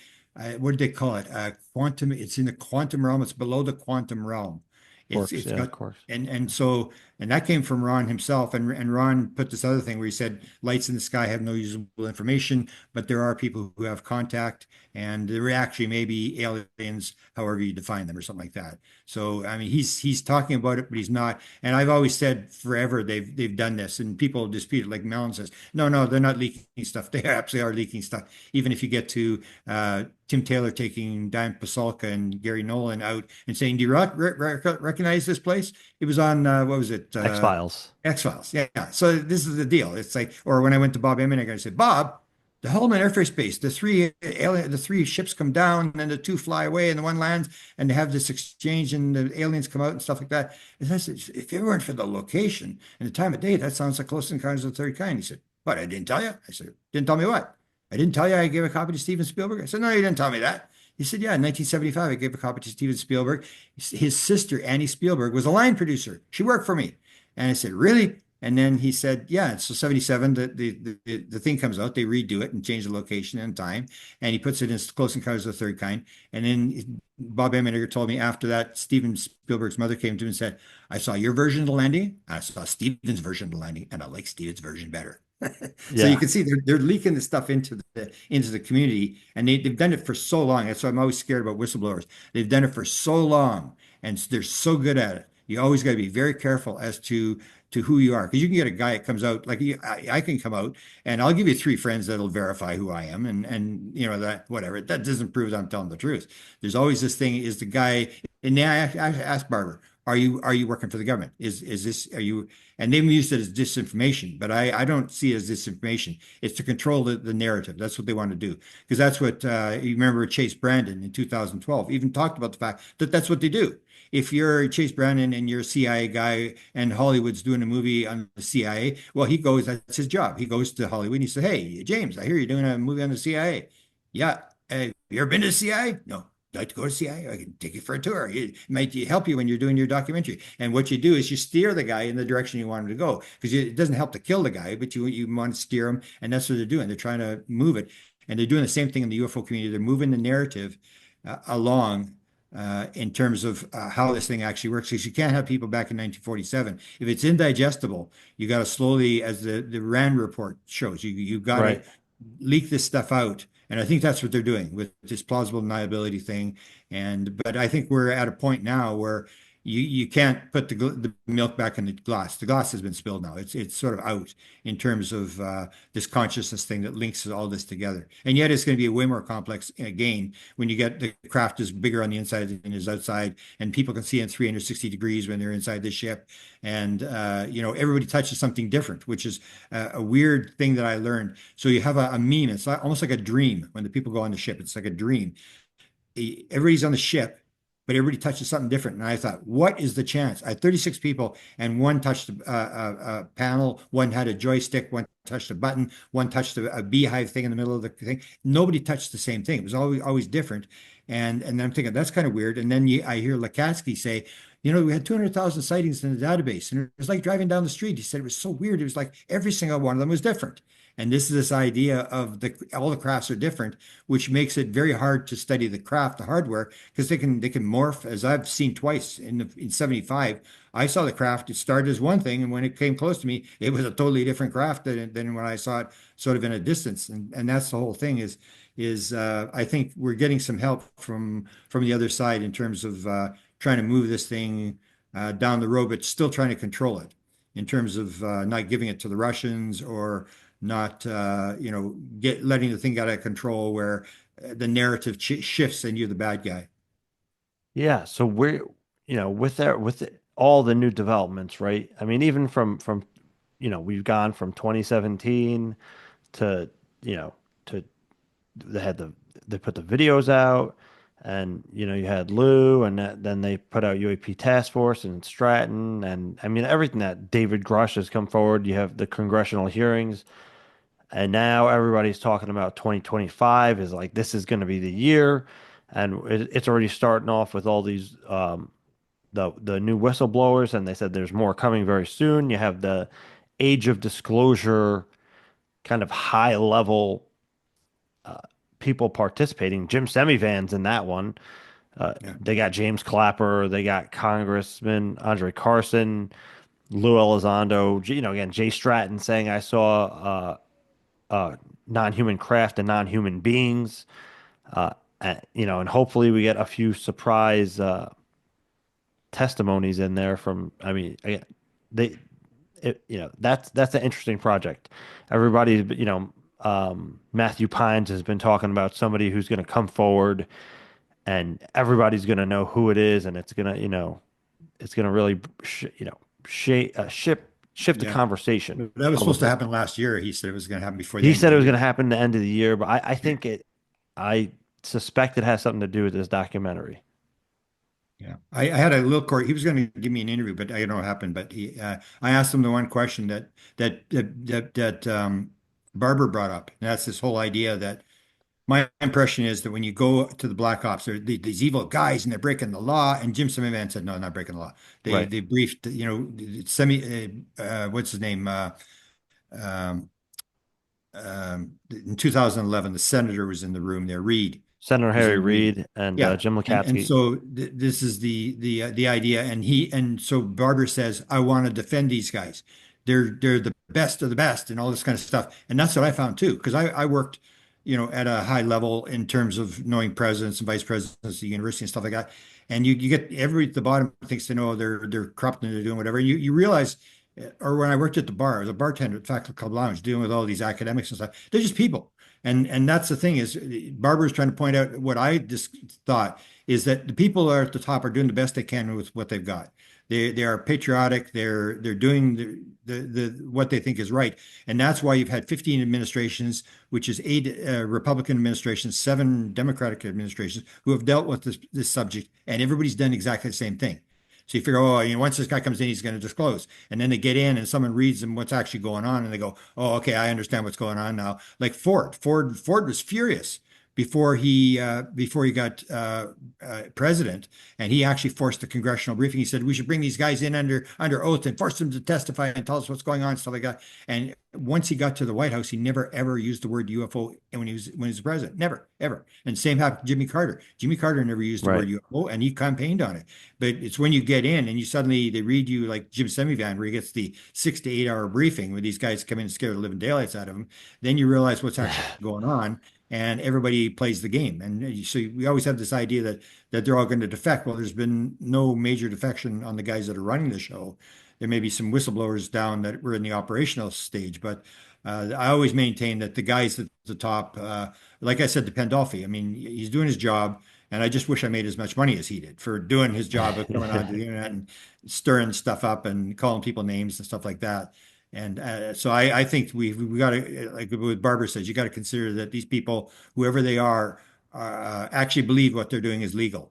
And same as Lukatsky said, I saw nothing illegal, but I saw very high Right. levels of security. And so you got to realize, is Lukatsky lying? Is Jim Semivan lying? No, they're not lying, especially Jim Semivan. I always say Jim Semivan. You listen, you take what Jim Semivan says, and you listen to it 3 times, and then you'll Yeah. learn something. This guy is on the mark, and he's really saying the most he can. and he's a straight shooter, a very high level guy, really likable. I think he's one of the best witnesses we got. And you go back to how they protected. I remember when he first, I was the guy who made his name public through Open Minds Forum, and I went to Dan and I said, "Can you ask Ron about Jim Semivan?" He said, "I don't ask Ron anything." He said, I listen to what Ron says. If my antenna is up, I get it. If my antenna is not up, I don't get it, and I miss it. And I never ask him any questions. And then next day, suddenly he says, "Oh, Grant said this Jim Semivan guy is involved." And I go, "Holy cow! I just outed Jim Semivan." And then within about a couple of hours, it was taken off. And he said, "Ron, put on, take this off and do not put it back up. Do not post anything from loons." And I said, "Well, what's the deal?" And he said, "Well, Jim Semivan doesn't exist." I said, "Yes, he does." And he's saying, "No, Ron says he doesn't exist." And then I said, "He exists." And then his assistant, Kevin Albert, came to me and says, "Yeah, he actually exists, but that's not his name. Isn't that the name?" I said, "Go to his Facebook. He's all sorts of Semivans, all his relatives." I said, "Yeah, it's his name." And they said, "No, it's not. That's not his real name." And then one conversation we're having, and Ron is in the background, and Semivan comes up and he says, "Oh yeah, he's real." So that's the game they play, you know. It's like this guy doesn't exist, and his name is not the same, and yeah, the guy exists. And then now we've got the confirmation that when Jim Semivan had this experience, he went to Ron, according to the story I heard, and said, I had this experience in my room last night, and I need to know what the hell's going on." And he said, "You're not cleared to know." And he said, "What do you mean I'm not cleared to know? You bring your boss's boss in here, and we'll find out who's not cleared to know." And now Valet has basically sort of confirmed that story. And then the story I was told was as soon as he finished, and Kit Green has mentioned this as well. As soon as he was finished in 2008, he retired from the CIA. Ron brought him in and briefed him and told him what was going on. And now he knows. But as long as it's the old idea, they said the CIA director, whoever was in the room, said, "Leave it alone. Don't touch it. It'll destroy your career. Just pretend it's a one-off. Pretend it'll never happen again." And that's what Jim did. He never talked about it at the CIA, but as soon as he was retired, he went and found Jim. He went and found Chris Bledsoe and said, "I knew about you, but I couldn't contact you." And that's what happens. So you get these people once they're off duty, then there's some hope that they will actually come forward and start to add. But as long as they're on duty, they have security clearances, and they're afraid of being locked up in jail. And I give these guys a lot more credit than most people do. I think they're honorable people who are doing the best they can with what they've got. And if you're asked about a waived unacknowledged special access program, like an admiral, you got to say doesn't exist. Yeah, that's if you don't, you've given away the fact that there's a program, and that's enough for the Russians to figure out there's a program and start digging. You got to play the games. So the idea is not the everything says laws, but the security is actually the president of the United States. All security clearances come through the president of the United States. So what you got to do is you've got to change the law. You got to change the law because the law right now says this is legal. They set it up, and because the country lives in fear, you got security level. And then somebody says, "We need more security, more security." And we've built all these levels of security that when you try to get to the bottom level, which is the Black Ops UFO program, the most highly classified, you can't get through it because you through fear, you've built all these levels of security that enable these people to do this kind of stuff. And that's what we've got to do. We've got to change the law because we've allowed this to be legal, and this Congress changes the law, and the president will have to obey it. If they say this is the way it's going to work, the president has to obey the law because it's set out by Congress. Right now, they're not changing the law; they're just complaining about the president and we need this and whatever. It's like you got to get off your butt and you got to get it passed, and they had it. If, as I said, if there had been six more Democrats in the House in 2 years ago, we would have full disclosure going on right now in terms of the 6-year plan that they had. There was three guys in the House that blocked it. End of story. And they blocked the thing and stopped it from going through. And then they tried to put it through a second time. Of course, the same guys are going to block it. And that's the problem is you can't pass a law. You can't get a law through there. If you got the law through there, we would have the 6-year disclosure plan. We'd have the panel for underneath the president and subpoena power and stuff like that. Three guys blocked that. That's end of story. It's got nothing to do with bad guys or good guys and whatever reason they had. The Congress is unable to. They can't name a map where the bathroom is. They're just sort of totally divided now, and that's what you need to do. It's not a problem of as Lukatsky said, very high levels of security, but nothing illegal. Everybody's doing what they did, and people made it legal, and that's what you got to change. You got to change the law.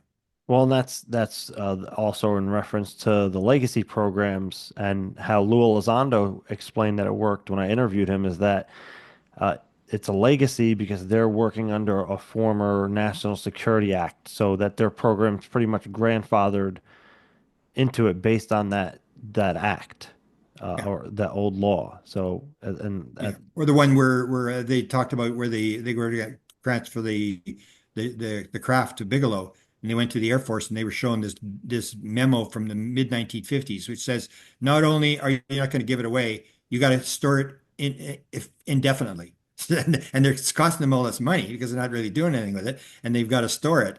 And so that was the thing. It was not only are you not handing the craft to somebody, but you got to store this thing and pay for the security to protect this thing forever. Because that's what Semivan pointed out to you in the interview, which people miss, which is very important, is the one of the problems is going to be this sole yeah, contract thing. yeah, That when the CI brings in somebody, they say, we're never going to identify who you are. You're going to do this job for us for the CIA, whatever it is.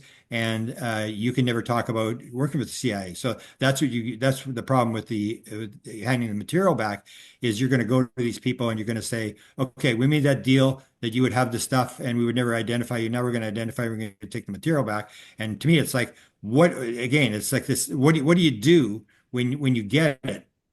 Is Burchett going to get his horses from his horse farm, get a wagon and go over to Lockheed and take a saucer and take it back to his barn? What do you do with the saucers when the government takes them back? They gave them to the contractors because they're the experts. So what you'd have to do is give them back to the contractors again in order to get them investigated. And then you get Trump's sons who says, well, now it may change because he says, oh, Elon Musk is all the smart guys. So because Elon Musk gave $250 million to the campaign, does he get a bunch of saucers? I mean, do you hand the saucers to your friends? Because that's, I think, what a lot of the scientists are trying to do. I call it steal the saucers. You're trying to force the technology out so you can look at it and hopefully make $1 billion and figure out what's going on, put it in the white world. But that's another problem you got to figure out is who gets the saucers when you bring them back? Who gets to have it? Because even Elizondo pointed out there's going to be lawsuits when this all comes yeah. out, when one contractor finds out he didn't get a piece of the craft or he didn't get a craft and he suffered, there's gonna be lawsuits galore. So this is all these problems that you got to realize what Eric Walker told us back in 1990 is so when you figure it out, what are you going to do with it? And I've asked, nobody has an answer for that. It's sort of like it's like a new problem that I guess they're trying to figure out in the background, but the UFO community has got to look at that as well. Is what do you do with the saucers and what do you do with the aliens? Do you allow them to walk around the streets of America? And I think with what's going on in the United States now, that's never going to happen. I mean, every time they stand up, somebody's going to try to shoot them. And it's a problem that I've never heard discussed in the UFO community. And yet everybody wants this sort of opened up. So I always ask, what do you mean by disclosure? What is your disclosure? What do you really want to happen here? And because Walker said to us, it's curiosity, which it is. You say, okay, UFOs exist, and that's not good enough. Okay, now where are they from? And then, okay, they're from here. And where are they here? And then how does craft work? And it's like a million questions. And that's what Walker said is we're not going to do it because it just opens up millions of questions and identifies things to the Russians that they can pick up based upon the questions and the answers and stuff like that. And a lot of these things haven't been thought through by the UFO community as to when you actually get disclosure, whatever that disclosure is, what happens then? I think we got a plan for that. Yep. And so, do you think we're going to find that out anytime soon? Well, we're going to find the next thing we're going to find out. Yeah, they got bodies and crafts, and they do this mental stuff. That there's a mental connection to the crafts that will come out, but it's just going to lead to the next question. Okay, have we got them? Yeah. Where are the crafts? And that's the thing and that's what they're trying to stop is the old idea is that once you take your finger out of the dike and the water starts coming, how do you stop it? How do you put the president in front of 2,000 reporters and every third question he doesn't have the answer to? And especially like Donald Trump's not interested in the subject. And I remember when Sarfati said he was going to brief him on the drones and show him how they worked, and I said, "You're going to brief him with your mathematical stuff?" And he said, "Yeah." I said, "Do you think he's going to understand it?" He said, "Yeah, I think so." I go, "I don't think so. I don't understand it. Nobody understands it. How is he going to understand it?" So it's and that's what you have. The other problem you have is you stick the president in the middle of this thing, and that's what supposedly Bill Clinton told Rockefeller at the ranch. He said it's like the tar baby story, where the tar baby, where you guy punches the tar baby and he punches the tar baby again, and he gets stuck, and then he kicks him with his foot and he gets stuck, and he catches Brer Rabbit with the tar baby. He says it's like the tar baby story. You don't touch it. If you're the president, this is a story you don't want to touch because once you touch it, you get stuck to it and you can't get rid of it. And you start facing all these questions, and they probably don't have an answer to a lot of the questions as to what's going on. And it's going to be, as Walker said, it's going to be curiosity. It's going to be one question after another question after another question, and it's just never going to end. And they don't want to go there because they've got aspects of the story they haven't figured out that they don't want to give to the Russians and the Chinese, who are also working on and work under as Matthew Pine points out, maybe working under a different, more advantageous system where you don't have the chairman of China just says, okay, we want this program set up, and you set it up, and the orders come. There's not all this bureaucracy and red tape and stuff like that, and rules and regulations that they may be way ahead of us in terms of figuring this thing out. We don't know.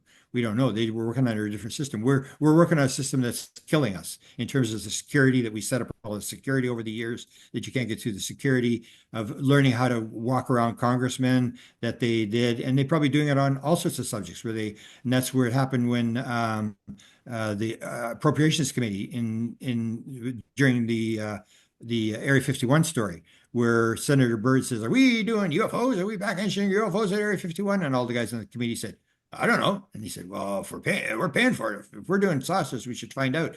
And that's when they send Dick D'Amato there. And Dick D'Amato Yeah. came to Stephen Greer and said, "I just want to warn you, you're up against a varsity team of all black budget programs. Be careful and good luck."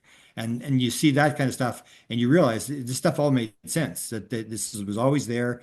They had all these reasons for keeping it secret, and now we've had some of it unravel.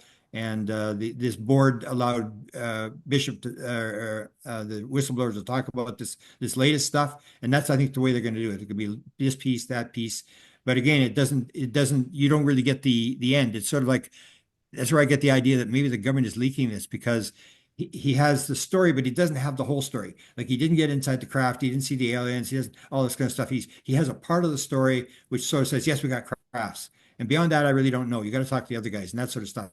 There's always a missing piece in the story, which is way you would set it up if you were sort of leaking this stuff out into the UFO community. Okay, tell them this, like the Bob Lazar thing. Bob Lazar quits, or he leaves because we found out he doesn't have two master's degrees, and then he actually gets invited back to the thing. And the second day he's there, they show him 125 documents. Like you don't show a person 125 documents the second day he's there.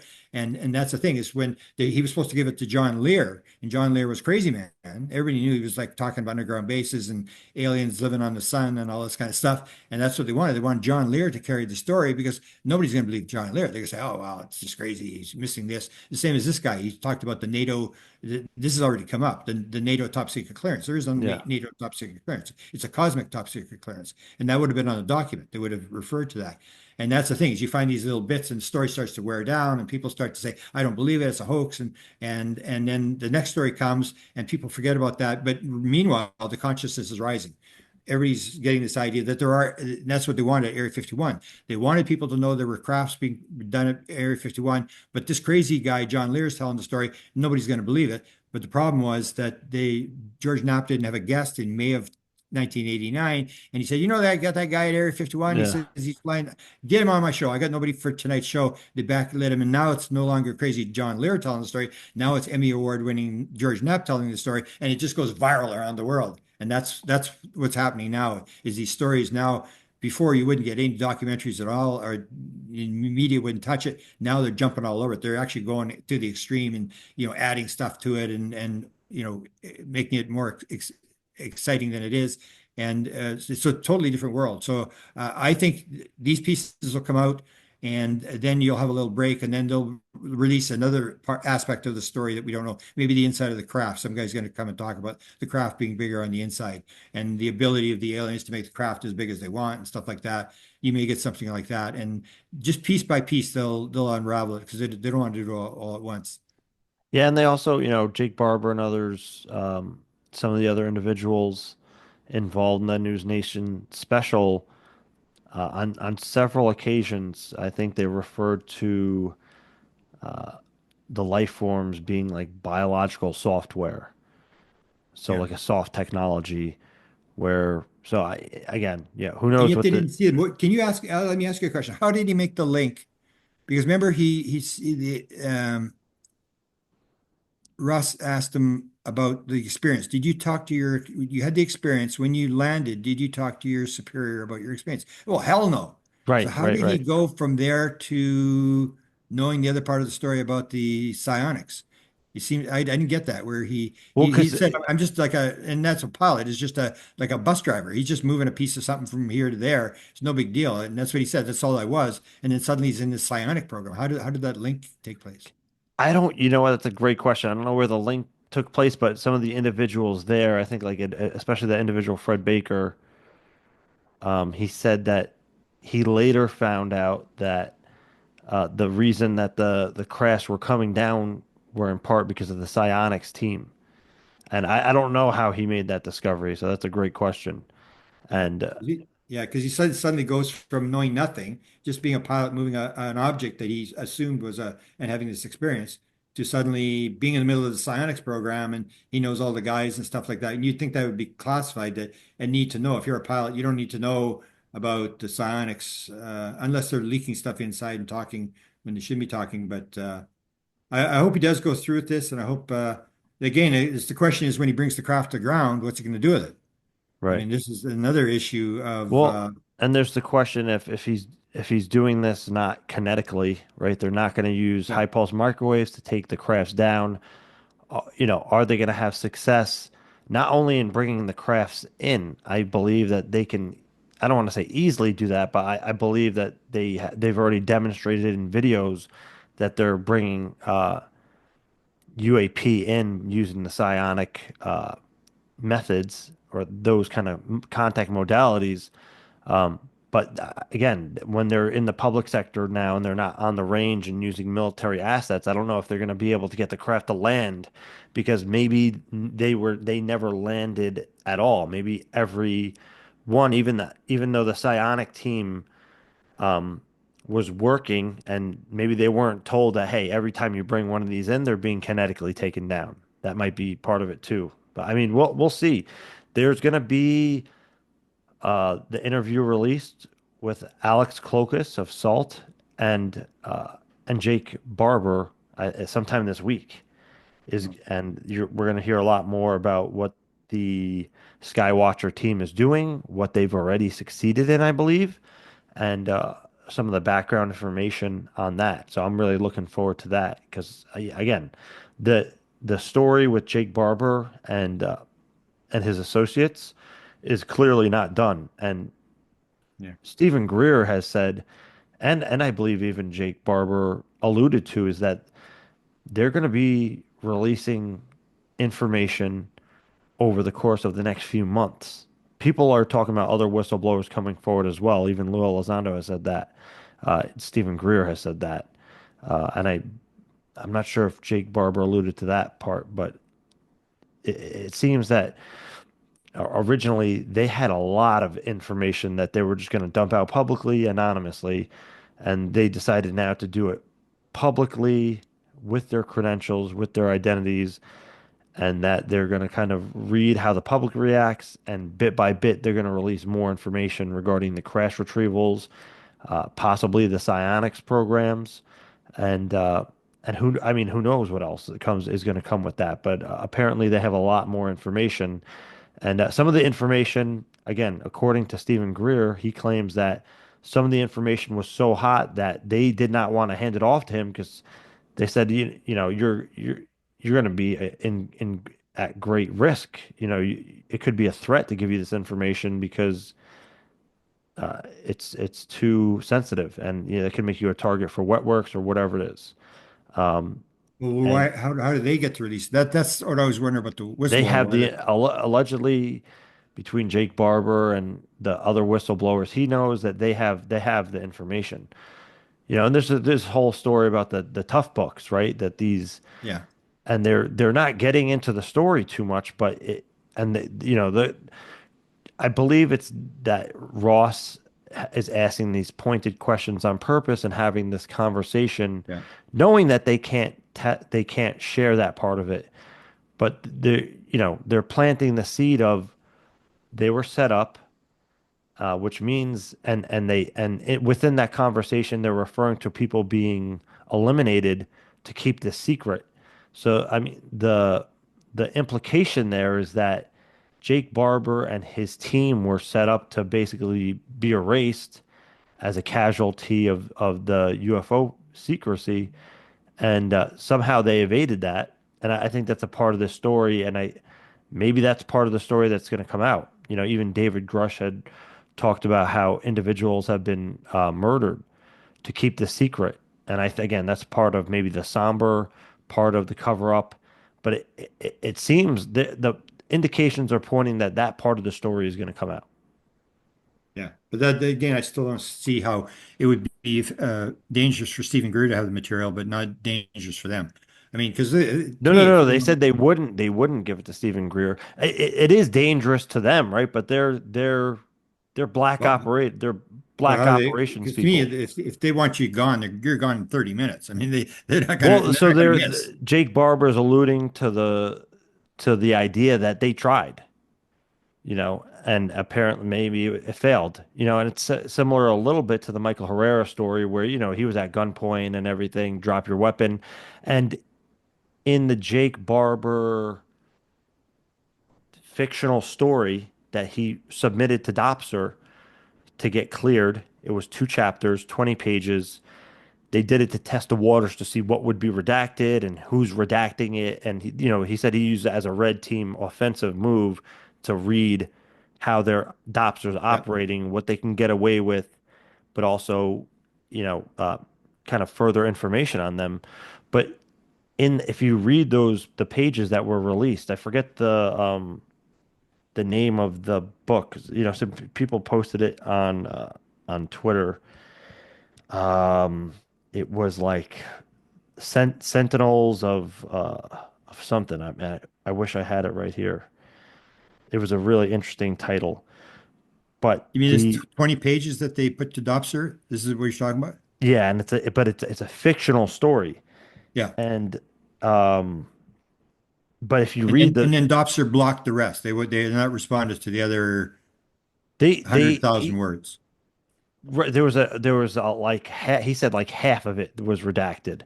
He strategically submitted it, but if you read the story, it's talking about a black operations team who's out in the middle of nowhere running this black op, Yeah.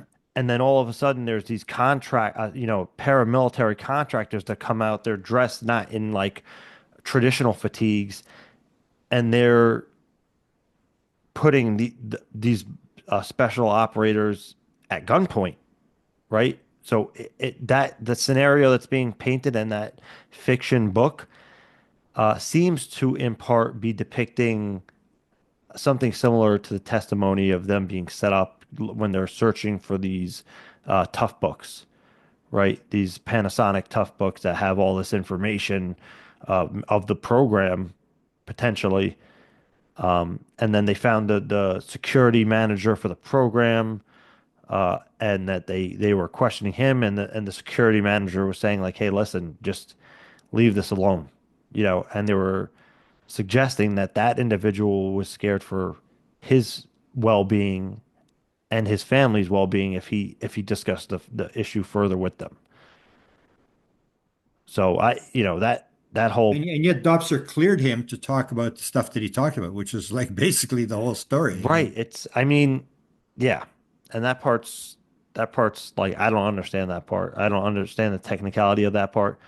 I I bet like Jake Barber himself and somebody like Lou Elizondo and people, even Jay Stratton, people who went through that process could probably speak to the technical aspects, or even Jim Semivan could speak to the technical aspects of why certain things are allowed to be said and what is not allowed to be said.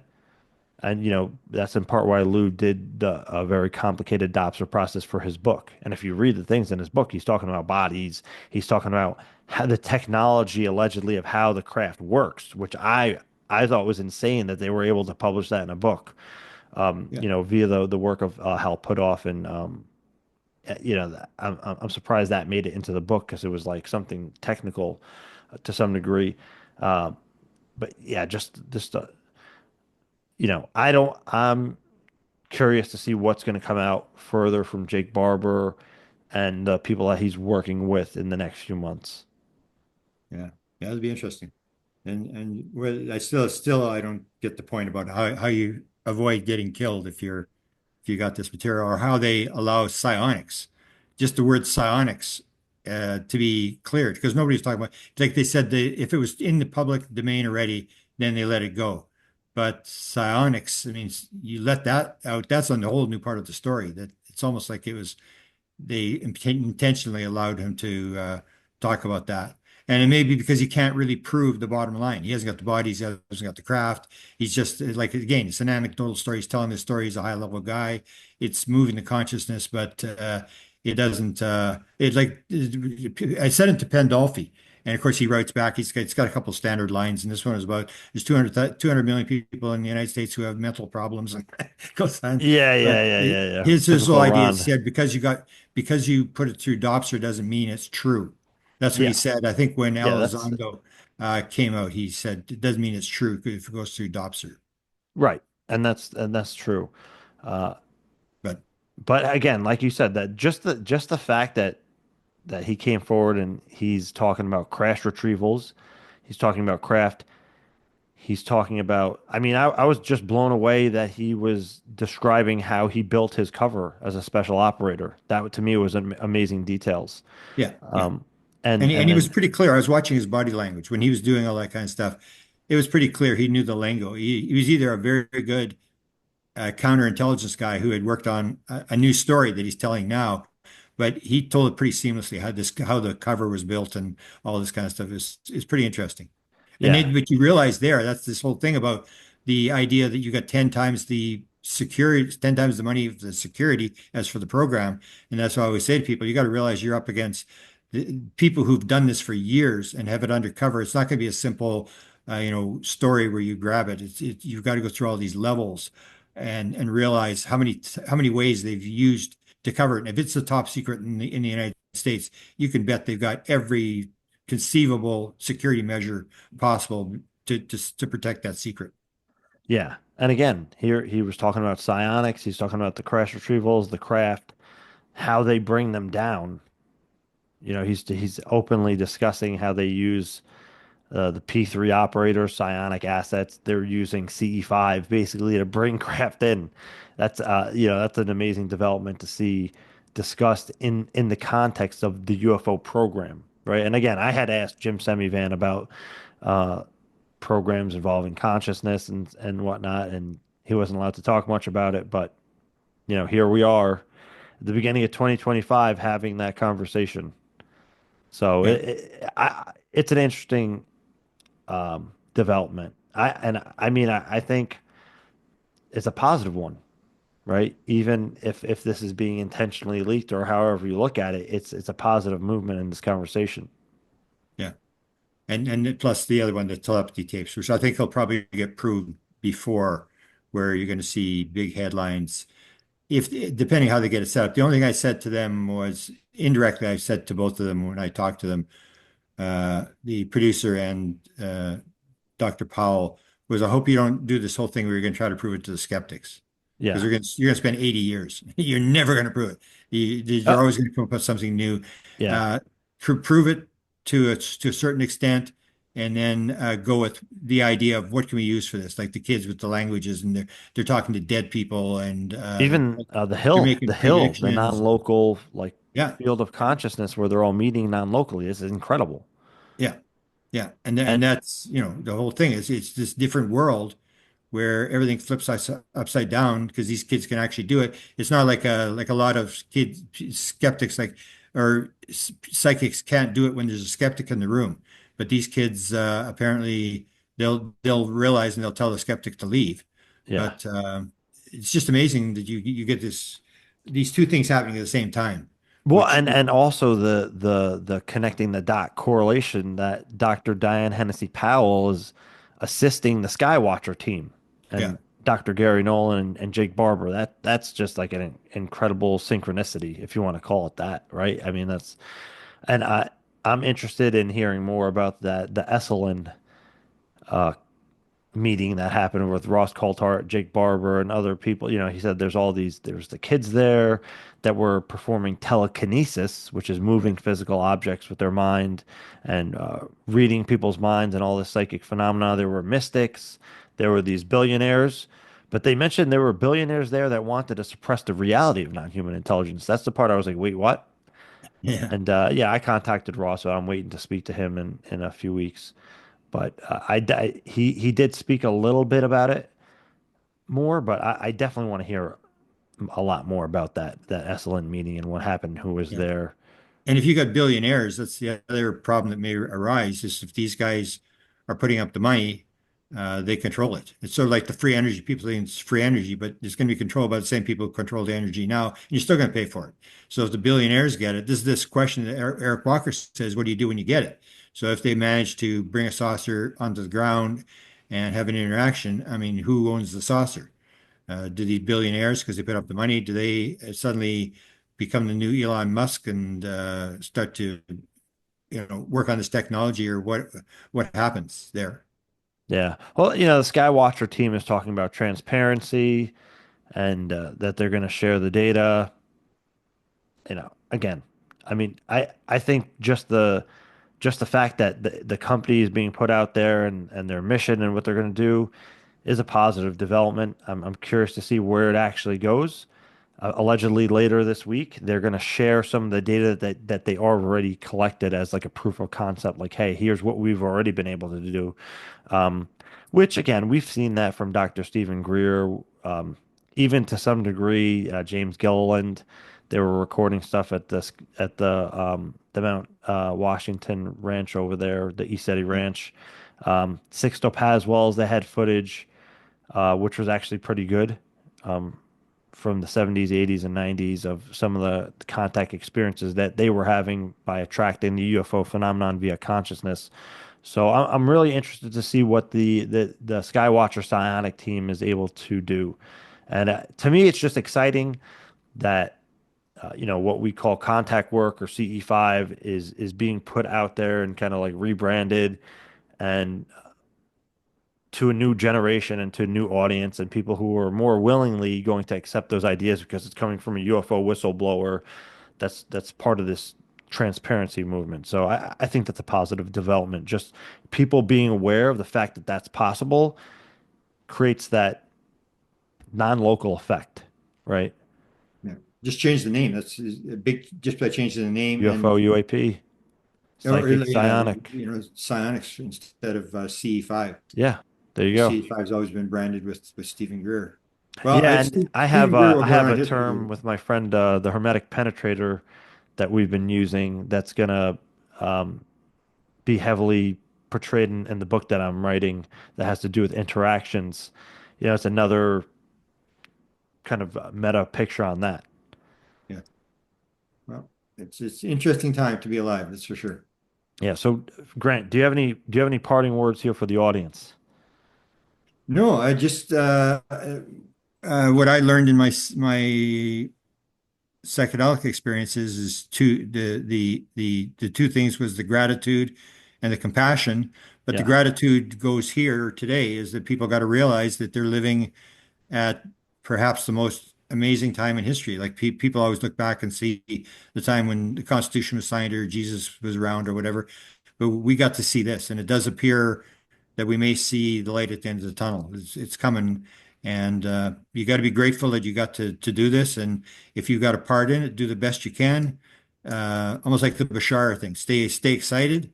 Keep rearranging your as you go along, and stay excited. And we get to play in this game. So I'm just so grateful that I got to, talk to people like you. The internet came up. We were doing this before the internet came up. We got the internet came in. We could talk to each other, and it's all sort of almost like it's been arranged where this is the time when this will all be settled, and hopefully it'll stop the wars and the threats and the threat narratives and stuff like that, where we'll see it as almost like Ronald Reagan says, how I've often wondered how the world would unite if faced with a threat from an alien race. The whole world would be united, and we would all realize we're just God's children. Yeah. Yeah. So it's great talking to you, Grant. Is there a place where people can find all your work? Um, Presidential UFO Facebook is my where I'm having this interaction with the gatekeeper, the guy who controls the whole subject. And I have my YouTube channel, which is White House UFO. I have my consciousness paranormal UFO consciousness podcast, but I haven't done many. I did one with the people with the telepathy tapes, both the producer Kai Dickens and with Diane Hasey Powell.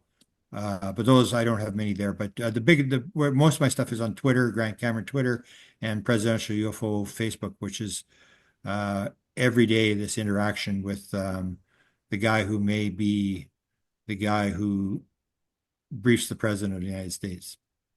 Yeah. Well, thank you so much, Grant, for coming on, and I hope to have you back on again soon for updates and conversation, especially on the deep aspects of the consciousness thing. So, thanks so Yeah, much. I appreciate your work you're doing. I watch it closely, and I think you're doing a great job. I appreciate it, Grant. Take care. Thank you.